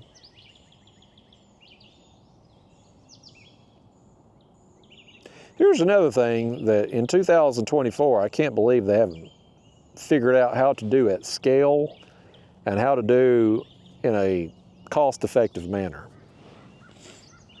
So, planet Earth is, what is it, 70% water, I think? 70% water. most of which is salt water, undrinkable. And they claim as our ice melts, we're losing a lot of our fresh water, right? Why is it in 2024 we still haven't figured out a way to take salt water, desalinate it, and do that as like do it at scale in a cost-effective manner? Like, shouldn't that be a priority? Because then it wouldn't matter if we didn't have fresh water, because we could just make it. Like, this fish is going to make himself get hooked here if he keeps tugging on that. I know I didn't imagine that one. It's like they're being kind of, you know, and even the fish we caught haven't fought hard. It's almost like they're being a little reluctant today, like they're real hesitant to bite.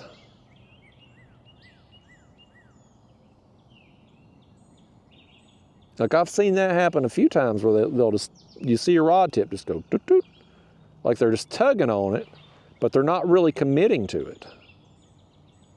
Now our line's slack over there. Something knocks slack in our line.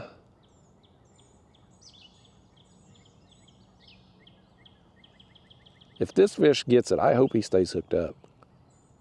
Our line's swimming. Our line's swimming now. He knocked it, went slack, and now he's got it. Will he stay buttoned up though? He's running now. He's running now. He ought to be hooked the way he's running. Oh my gosh, he's got us in something right there. Oh my gosh, he's in something. The fish is over here, our line is right here. We need him to turn and go back that way. Here I was hoping we was casting over there away from any potential debris, because we knew there was debris over here, and apparently I've thrown it near some more debris. Oh, I see it, we just broke that branch off. We're reeling in a fish and the branch. There goes the branch. Now we just got the fish. Well, there ain't nowhere you can cast here that you ain't snagged in something. I don't remember getting snagged this much when I'd fished here before, but I guess with the rain, it's probably washed stuff down. I still ain't got to look at this thing. He's coming over here. He's coming over here on this side, folks. Hell, he's headed up in them bushes. There's snakes over there, fish. There's a movie called Snakes on a Plane. We ain't doing no snakes in the kayak. Yeah, that's a carp. About time we got one to stay hooked up for more than 3 seconds. Got him the blueberry along with the plastic corn. Which one did he hit? Get his attention? It don't matter. It really don't matter, because we got him either way. There, we got him. Come on in, Carl. I might give you some front camera time. I don't know that you deserve it, but since you actually stayed hooked up for us. Oh, look at his tail. Look at the orange there on his tail. That's a bright orange, man. Here, let me set y'all up here a minute. Y'all take a picture of this fish's tail for me. And I'll hold him up.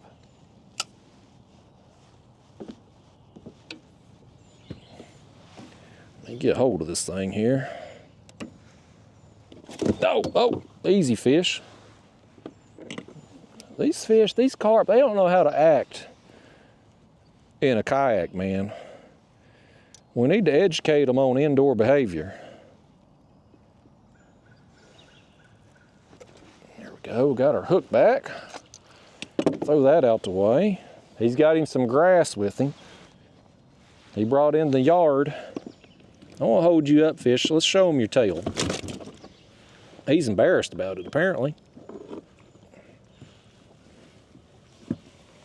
Yeah, look at his tail. The bottom of his fin there, it's got a little bit of orange, and then that other tail fin.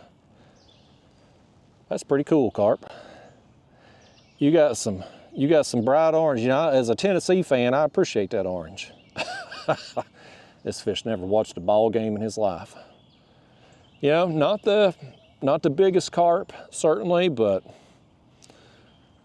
it was fun. And I'm glad he broke that branch off of whatever he swam through over there. Very nice of you to do that, Carp. If we lost another fish today, I might be disappointed. And I'm having a good day out here regardless. Even if I am griping about our town and the people who run it. And even if I am griping about our water being polluted and me not giving a damn about it anymore, I'm still having a good time out here, and I hope y'all are too. Let me set my power poles again.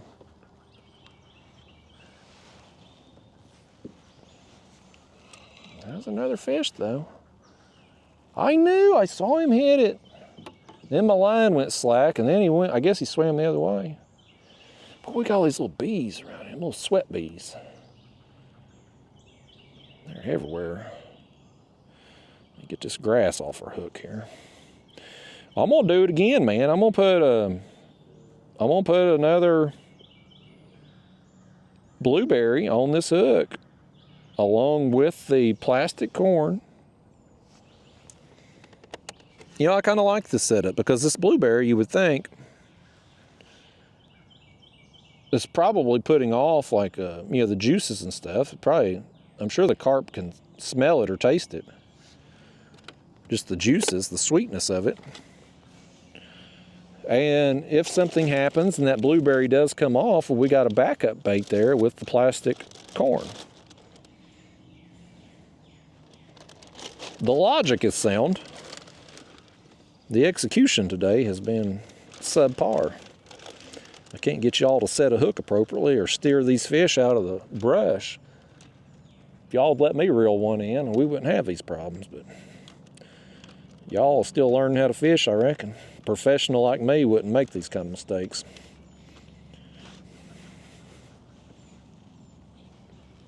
Okay. Where do we want to cast this one at? We know we had a brush down here and we had brush over here. I'm about confused on where we should put this thing to have a chance of it having a fish being able to run. We'll try right there and hope for the best.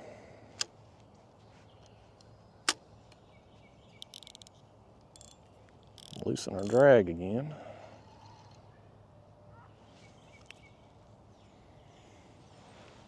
That rod on the right though, all these fish, not one tap on that rod on the right. I don't even want to reel it in and waste any more bait freshening that one up. I don't even want to do it. I'm going to do this middle one though. I'm going to put some more pack bait on it.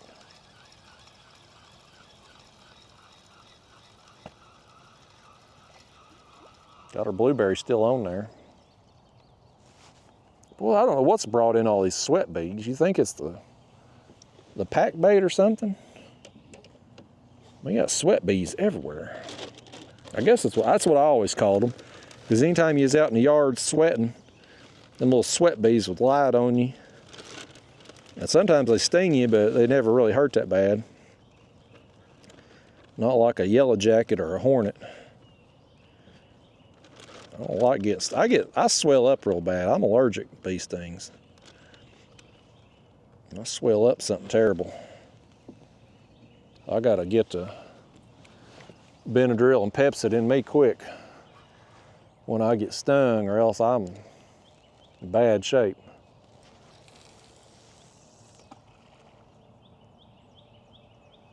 You know what I want to do? Let's do that again. We're gonna have to repack it, but I'm gonna throw one out kind of in this corner over here. Let's do that. That bait we just hit the water with there, it'll send some more scent downstream, but I'm gonna throw one farther out down here in this corner because it seems like not just the carp that we've been getting here on this left rod, but when we've seen them come up a couple times, it's been more toward the outside over here, not the inside. So let's throw over there. Let's just see what happens. It'll either work out or it won't.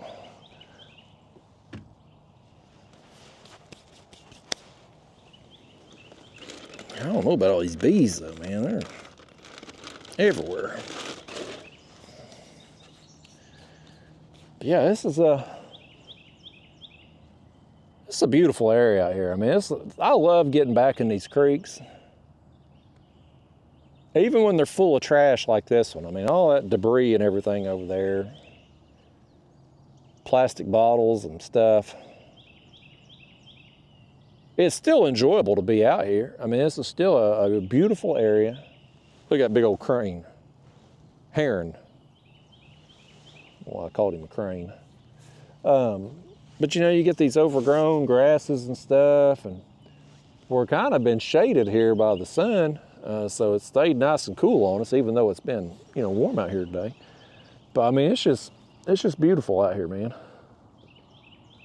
Just absolutely beautiful. I love places like this. You know, when I'm setting out, when I'm catfishing, oftentimes I'm out on the main river and stuff, and depending on where I'm at, a lot of places on the Tennessee River are just really wide areas of the river, you know, and so you get out there fishing one of the old channel edges, you're a long ways from shore, and when you're out there on the main river, and again, just because everybody's wanting to come live in Tennessee now, everything's developed. Like there's houses everywhere, and oftentimes, again, you're so far offshore, you don't really get to see much activity as far as like being around the shorelines and stuff. But when you come back in these little creeks like this, I mean, this is a small creek. Got some depth to it, but it's a small creek.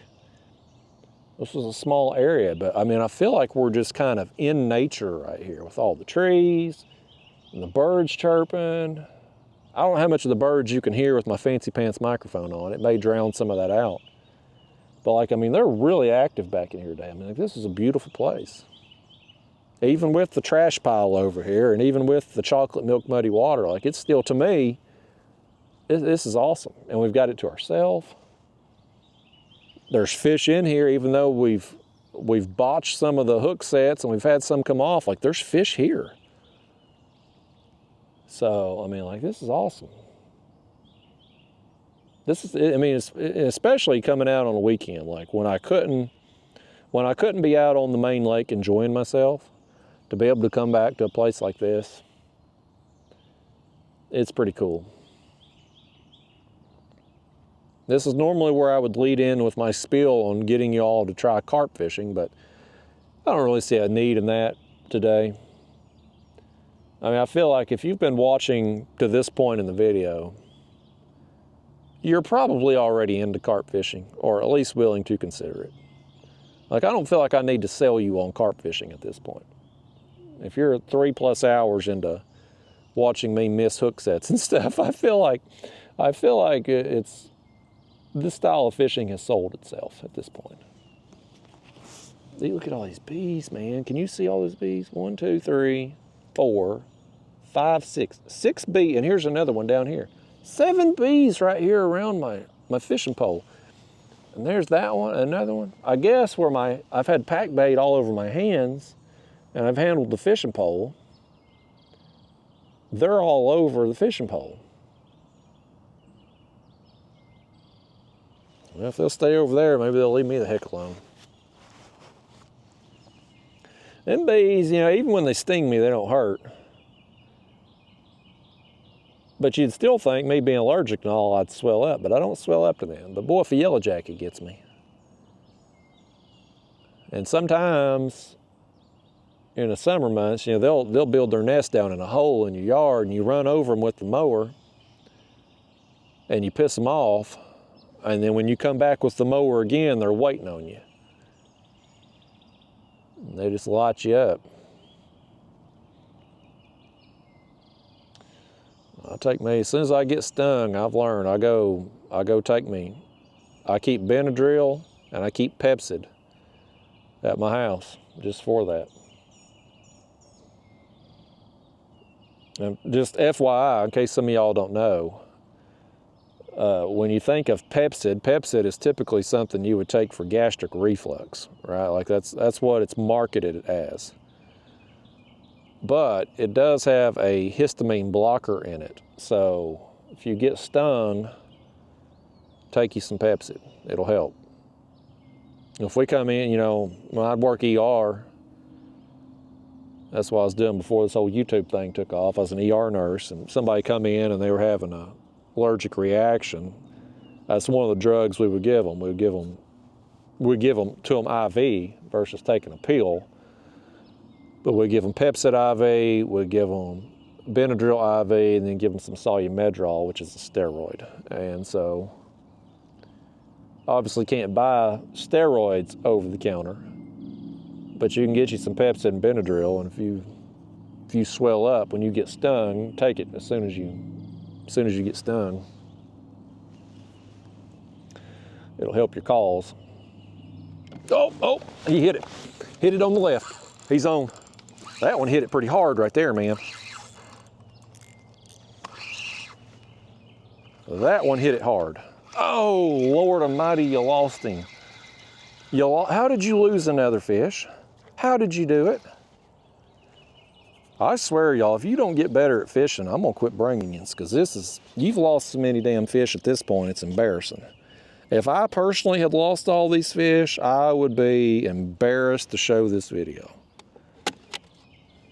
I mean, y'all have lost, I've lost count of how many fish yins have lost now.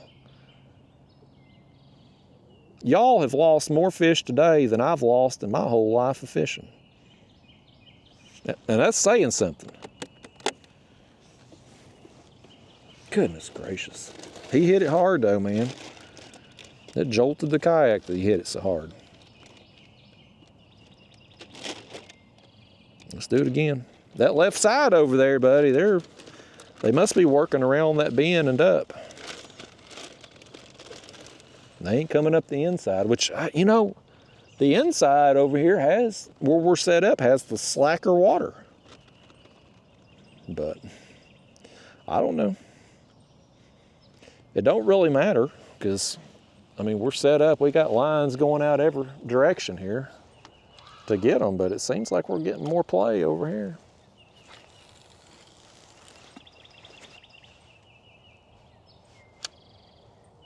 I'm a lousy carp fisherman today, y'all. It's rare that I'm any good at it, but I'm especially lousy today. Some days you got it and some you don't. Today we apparently ain't got it. But you know what we do got today? We got our first buffalo of the year. And that is pretty cool. If we somehow get a mirror carp here in the next half hour or so, like, because I'm probably only going to fish another 30, what time is it now? Yeah, it's after 11 o'clock now. I'm probably only going to fish maybe in 30 minutes or so, because I got a long run to get back to the car. Time I get loaded up and get home, eat me a bite of lunch, load up Daphne, go visit the parentals. Yeah, we'll give about 30 more minutes. But boy, if we got a mirror carp or another buffalo, that would be awesome. I wouldn't even care about missing all these fish.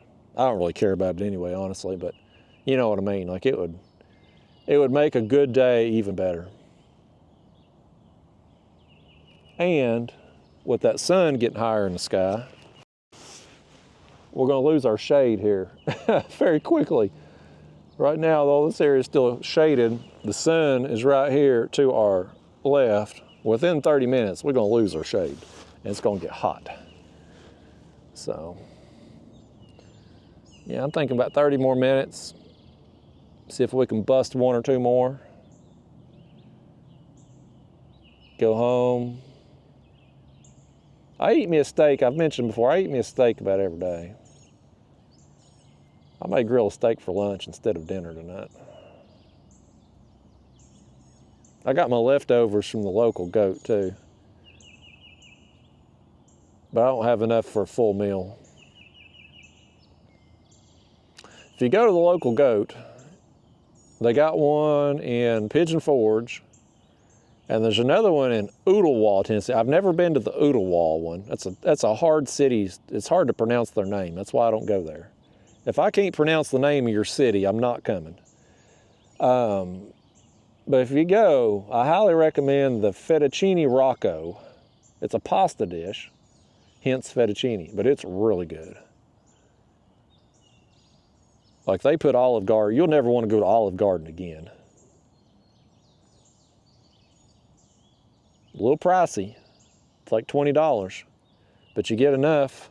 You get enough food for your meal, and then you've got leftovers to take home. And I eat a lot, you know, I'm a growing young boy, and I still got enough to take some home. Yeah, kind of expensive, and you wait forever to get in. Look right here, that left rod. We just got it cast out. It's over there getting hit again. He knocked slack in our line. He's got it. He's got it now. Y'all keep hold of this fish this time, would you? Y'all keep hold of this fish. I don't want you to lose another one here. It'll break your heart. I'm already going to get 37 comments. People lecture me everything I do wrong in these videos. If we lose another one, I'll get 57 comments about it. You know I will. So far, so good. We got him hooked. He ain't got us snagged or nothing. So far, so good. Boy, he hit it fast too. I mean, we didn't have that bait back out very long. Old Blueberry getting it done, folks. Aldi's gonna sell out of blueberries because of me.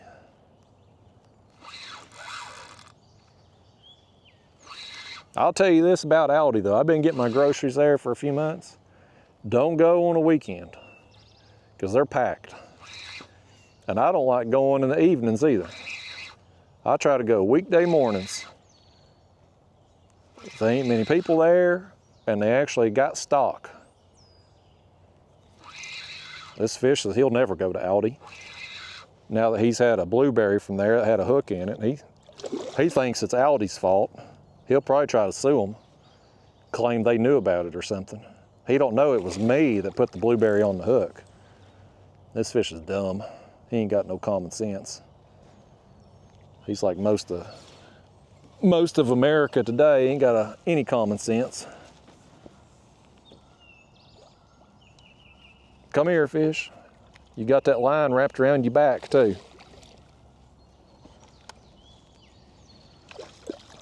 Come here, fish, get in that net. Got him. We got him. Okay. I'm gonna give this a little front camera time too. Boy, them bees are everywhere, man. I picked up on that rod. Let's set that back over there. Maybe them bees will go back over to it. Here, let me set you up here while I get this thing. Swat them bees for me, y'all. Them things, man, they're everywhere. Camera's crooked.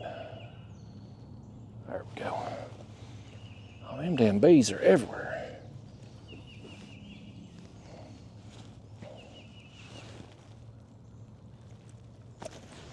Got the hook. Oh, easy fish, easy. Easy now, buddy. Easy, easy, easy, easy.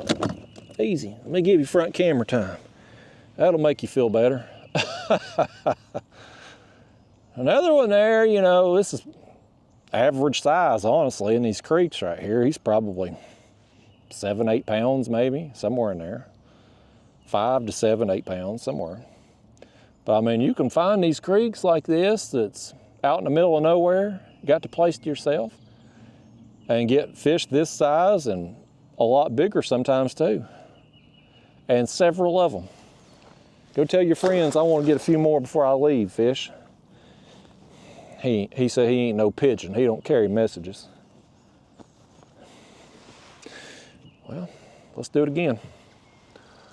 That was a pretty quick bite there after we cast that last one out. So we'll see if we can't bust us another one. Busting makes me feel good. Ghostbuster song. What a terrible movie that new one was. One of the worst movies I've seen in forever. I took my mom to see it recently.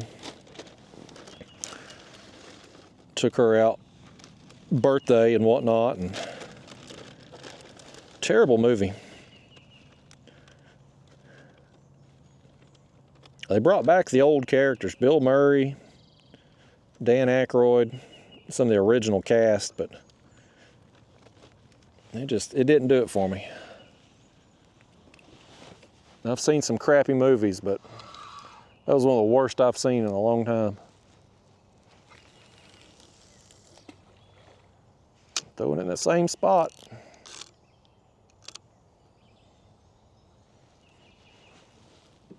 All right, bees, there's fresh pack baits there on my fishing pole. Go out and go ahead and go get it. We're feeding the fish and feeding the bees today.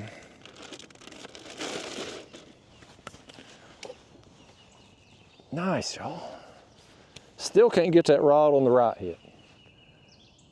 It'd be a Christmas miracle if that rod got hit. I don't think it's gonna happen. We could leave it out till Christmas and it probably still wouldn't get hit. I don't know what it is. I mean, it was kind of shallow there first thing. We moved it out a little bit. We've cast it further down. But they just ain't having nothing of it.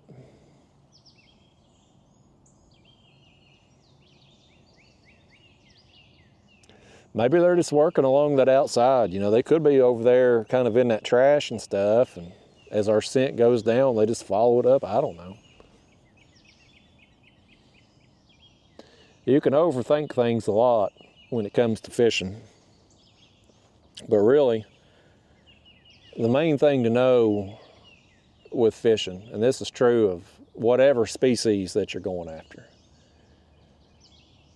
is putting time on the water with baits where they're going to be.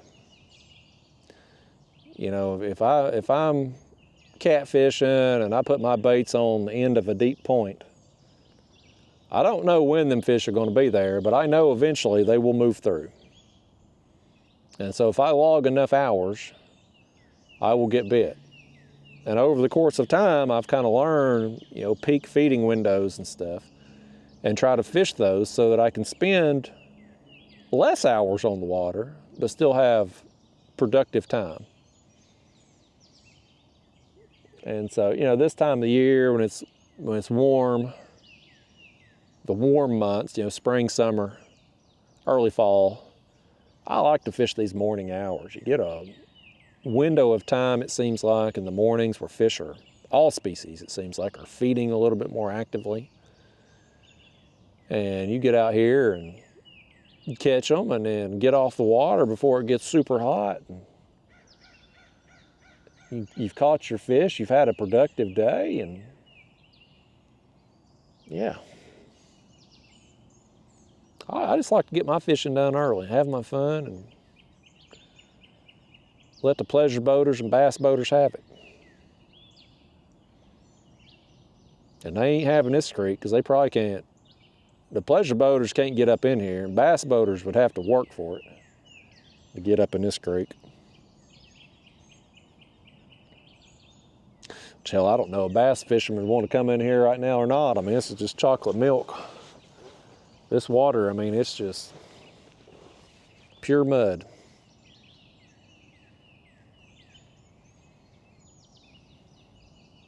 But the carp don't seem to mind. I mean, we've even though we ain't caught a bunch, we've at least hooked a few, you know? If you add up what we've, and I've lost track, but you add up what we've caught with what we've lost, like, our baits have gotten attention in here, even with the muddy water. So,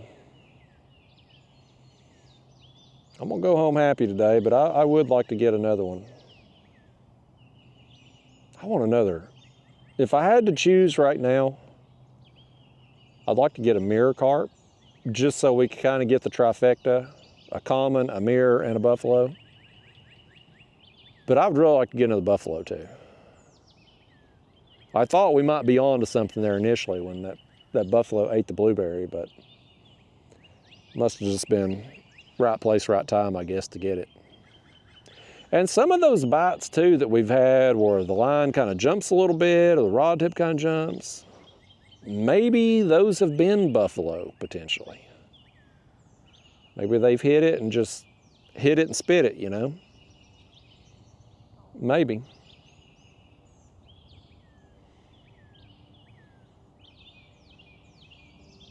But you get a place like this, man, it's just, I guess it's technically developed in a sense, but it's not like, it hasn't been developed with houses, you know? I mean, somebody around here owns this land, but I'm pretty sure it's like farmland on each side of this creek. This rod here, this left rod again, it's getting, something's messing with it. It's gonna go down in a second. Don't make me look stupid, fish. Take it down already. I said in a second, not in a minute. He wants it. I think he let it go. You made me look dumb, fish. I said you was gonna hit it in a second.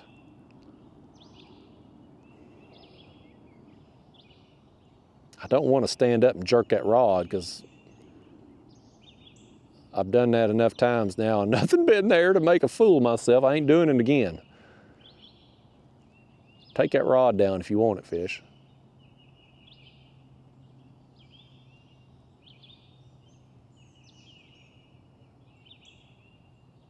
He's either knocked slack in the line or he knocked the whole rig forward over here because it's this way now instead of over here.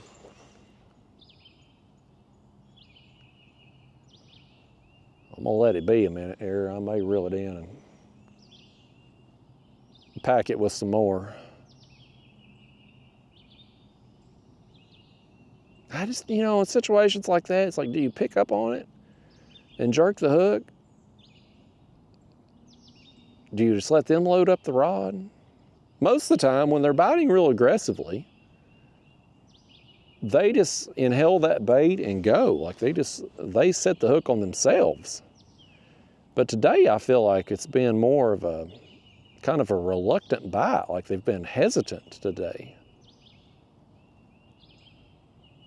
It's been a lot of just kind of, they feel the resistance and then they spit it, they let it go. Our line, I think, is swimming to the right. It's all the way over here now. Has this fish possibly got it and swimming? Or is he just knocked more slack in the line and the line is...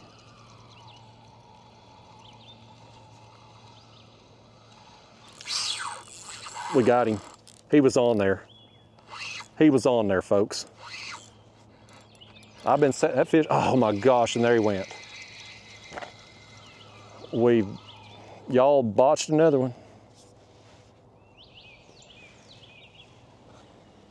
Y'all have lost more fish today. I swear, I don't know how you can keep doing it. I think you're trying to do it at this point. Boy, that's frustrating. It's weird today, you know, they're not hitting it and bolting. Like they're hitting it and kind of staying there or just knocking slack in. That one there had knocked slack in it and was coming this way. I guess I didn't get a good hook set in him.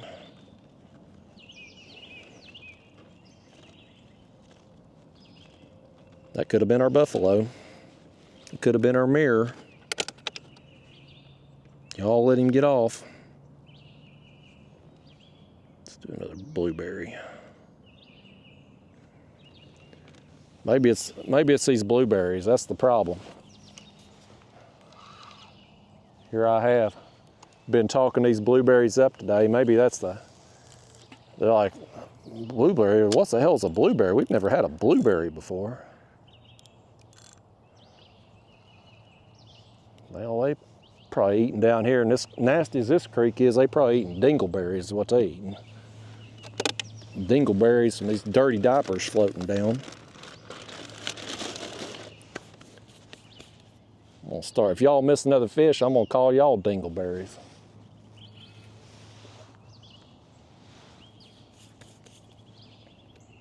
And bees, man, them bees are all over these rods. I guess it's the sugar in the jello or whatever. Only thing I can figure. Or the corn syrup, maybe.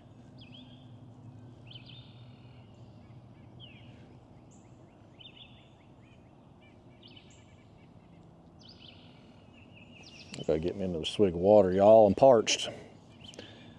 This humidity taking its toll on me today.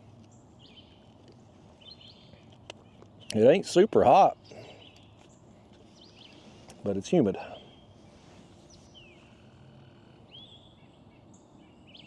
When that sun gets just a little bit higher and starts beating down on me, it's gonna get hot. It's gonna feel hot then. I come up through here, I noticed the way the sun was coming up. I was like, oh, I'll set up here on this side, have us in the shade. That was one of my better ideas. Turning the Great Pacific Garbage Patch into an island may not be the best idea. But setting up here in the shade definitely worked out for us today.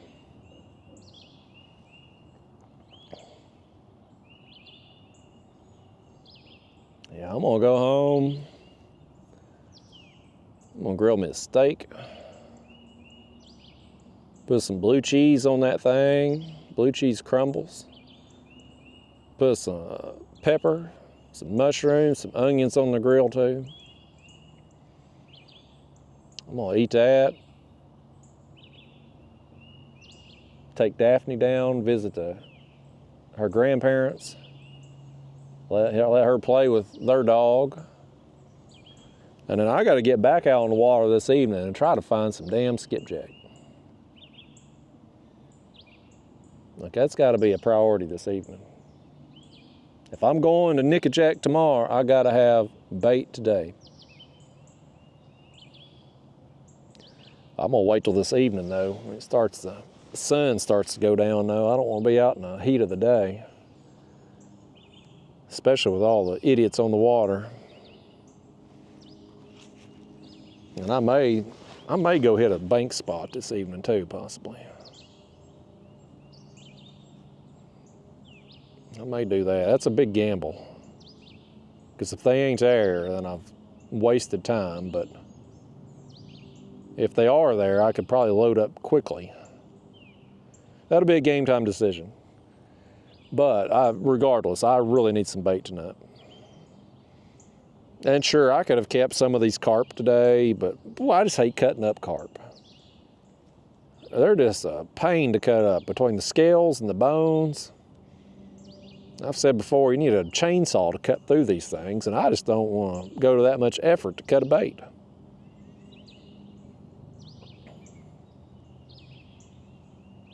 If I could get carp that were like 8 inches long, 12 inches long, small ones, baby ones, I would gladly use those. That's the only time I ever get them is in a cast net, and even then I rarely get them then. You know, it's not like it's an every time I throw the cast net type thing. I did get a red horse sucker recently though, while I was netting some shad. And I took him down there to Chickamauga and put him on a hook, and that was a good time. It did not take that long to get eaten. And it was my biggest fish of that particular day. I got that on video. It was one of my unedited catfish videos. I think it was within the first 20 minutes, first 30 minutes of the trip, that red horse. And he was pretty good size. I mean, he was probably, I don't know, they're a longer fish anyway, you know, but he was probably like, I don't know, 12, 14 inches, maybe a pound. And boy, I mean, that rod went over, man. Them red horse, buddy, they're just a good bait. I mean, like and It don't matter if I use them live or if I use them cut, like they just get eaten.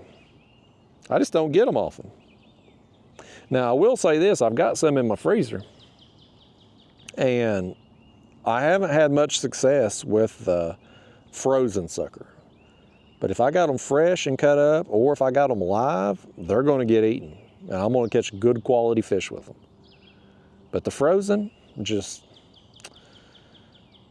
you know, and maybe it's because I haven't used frozen sucker a lot. Maybe it's just the timing's not been right. But I definitely haven't developed the confidence in it like I have with freshly cut or live. It's like, I mean, I just feel like I know, like if I drop a live red horse sucker down, it is going to get destroyed. I just can't get them. And I'm sure a smaller carp would be the same way. Like I've had success with using small drum, and that's another thing I don't get too terribly often. Usually if I catch a drum, it's a bigger drum. I don't get a lot of them that are 8 to 10 inches in that range. But boy, when I do, they're going to get smashed.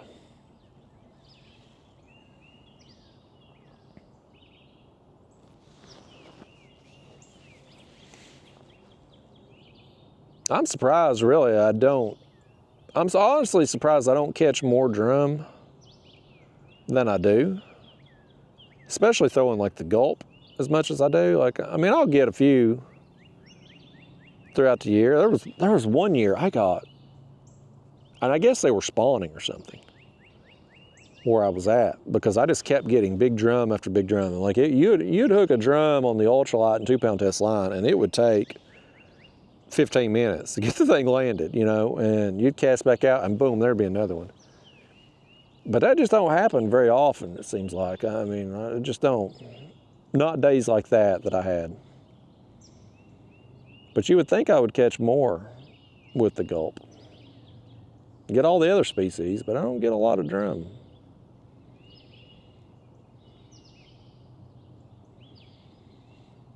My last trip out there was an ultralight trip, and I'd went over Melton Hill and got several bluegill over there. I'd hit an area. That's another place that I really enjoy fishing, Melton Hill. It's not developed as much, I guess, because the government owns a lot of the land along the shoreline on Melton Hill, because it kind of borders Oak Ridge and the National Laboratory there. And so it's not developed, like it's just woods when you go down there, you know. And so I like fishing there too, but like Fort Loudon, Watts Bar, there's just so many houses now and subdivisions, developments. It's just not as enjoyable to fish for me, especially the older I get and the less patience I have with people, especially inconsiderate people. It's far better for me and for, oh, that was the wind. It was the wind blowing through right here, these bushes. I thought something had me, man. My butthole puckered. I thought something had us, buddy. But you know, the older I get, the less patience I have with people and stuff. So it's better for me and humanity as a whole that I keep to myself. Find places like this, creeks where I can be the only person back here. Just me, you, a few carp that have an amazing ability to spit the hook, and some birds.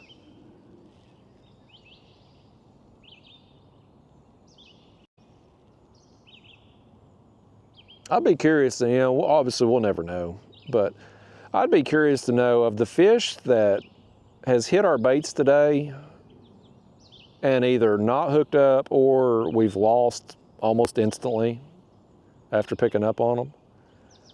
I'd be curious to know how many of those have been carp versus how many have been buffalo. Like, I'm telling myself in my head it's probably been buffalo, but who knows?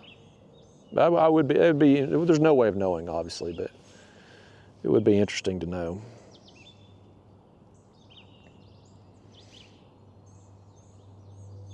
Weird day though. I mean, the bite has been weird today.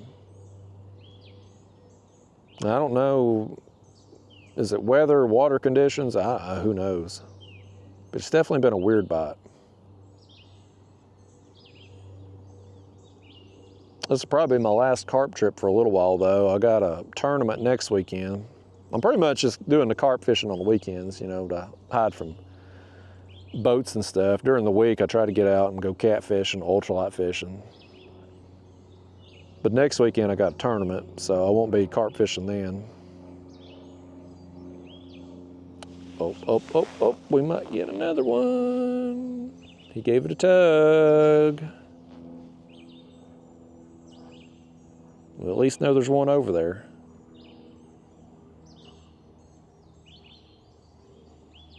Unless I imagined it.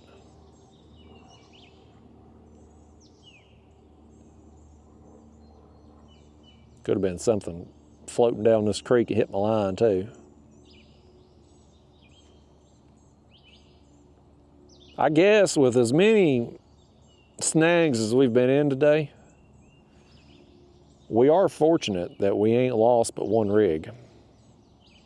And it was a hook that the barb had broke off, so it wasn't a big loss with it, you know. But I guess we've been fortunate.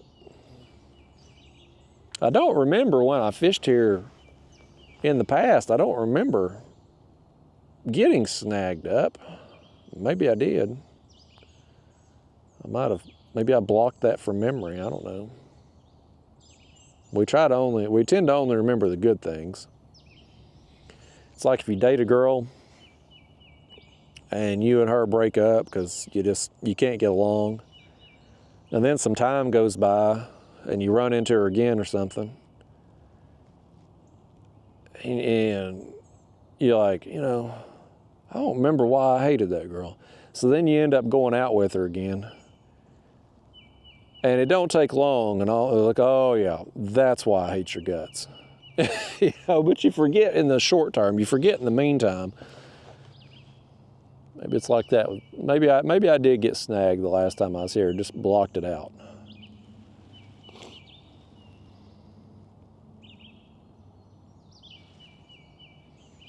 That sun's hitting the back of my neck, y'all.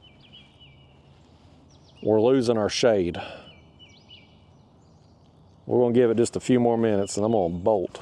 These carp may not want to bolt with our baits, but I'm gonna bolt. I'll bolt to the house, fire up the grill. Oh, it got hit again. Y'all see that? I ain't crazy, man. Y'all see that?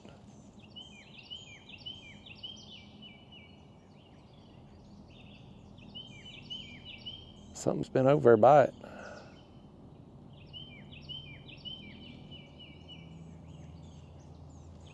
That rod's got tapped twice in the last little bit. Oh, now the middle rod's getting a little tap. I was about to say the middle one and the right one. He's got it. He's got it. Here we go. Y'all botched it again. Y'all done it again. I'm perplexed at how you could lose so many fish in one day. I have no idea how yous have done it. But yous have. I ain't even casting this damn thing back out.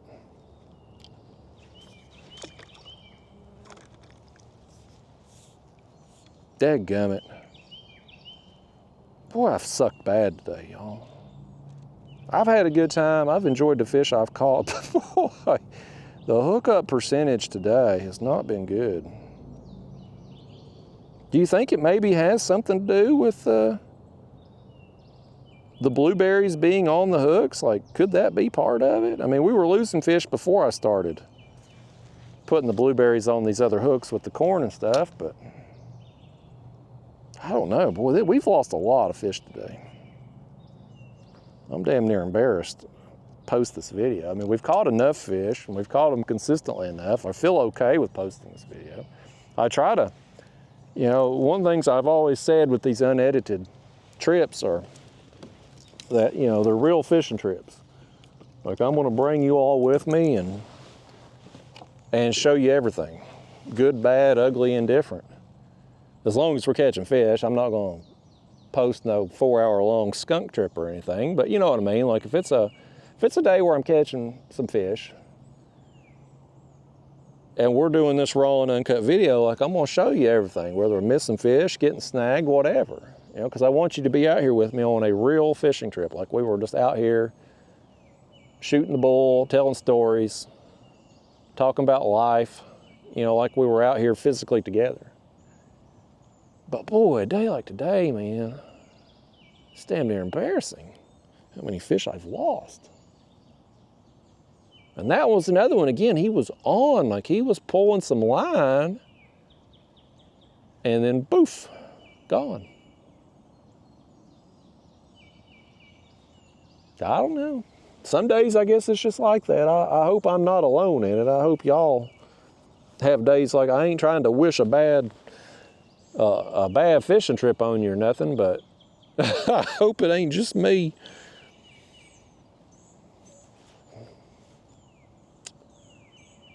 Dang bees, man. I can't get over how many bees there are. We must be out here in a sweat bee factory. I mean, they must have a nest or something around here. I don't know how they nest or how they mate, but this must be perfect mating grounds to have this many little sweat bees all over the place.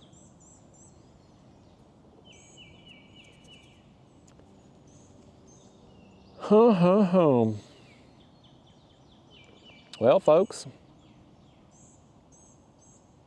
I think I'm gonna get out of here. That sun right there is made its way over that tree, and it is bearing down on my neck right now. I feel it. So I think I'm gonna probably wrap it up. You know, just a short trip for me out here today. I just wanted to get out on the water and right around sunrise. Wait a little later today because of the fog, but you know, I mean, just try to get out here first light and try to bust a carp in this creek. And the creek itself didn't disappoint. The fish in here have let us down, but we got our first buffalo of 2024. Super exciting. I know he wasn't very big. A buffalo is considered a trash fish, but I like them, and it was #1 for me, so that's a successful trip in itself. Got a few other carp, nothing real big today, but the main thing, had fun, got out here, got to enjoy a place that's secluded, all to ourselves. And there's a lot of places like this, man. Even on, you know, I'm fishing on Tennessee River, you know, crowded waterway, especially on a weekend with all the tournaments and pleasure boat traffic and stuff. You can still find places like this, kind of these little nook and crannies out of the way. Some of these creeks, they may be hard to get into, but then once you get back in them a ways, they'll open up like this, and you'll have an area you can set up and throw out some lines and, you know, oftentimes catch you some fish like we've done out here today. So I've had a good day, but I'm gonna reel in this line here first, because, I mean, we could leave that thing out to Christmas and ain't nothing gonna hit it. I don't know why, but we ain't been able to get that thing hit all day. I'll reel in this one here last, maybe something will hit it, but yeah, y'all. Oh, and I gotta get a thumbnail before I leave. I'm glad you reminded me of that. But I'm gonna do that and get out of here, and hopefully if I can get some bait this afternoon, hopefully the next trip you see will be tomorrow, fishing down Nickajack. I hope that's how it goes. Hopefully the next trip you see will be a catfish video, but we gotta get some bait first. So anyway, y'all, I'm just rambling on at this point. I'm gonna turn this camera off, get my thumbnails. I'm gonna go to the house. I'll see you next time. Thanks for coming with me today.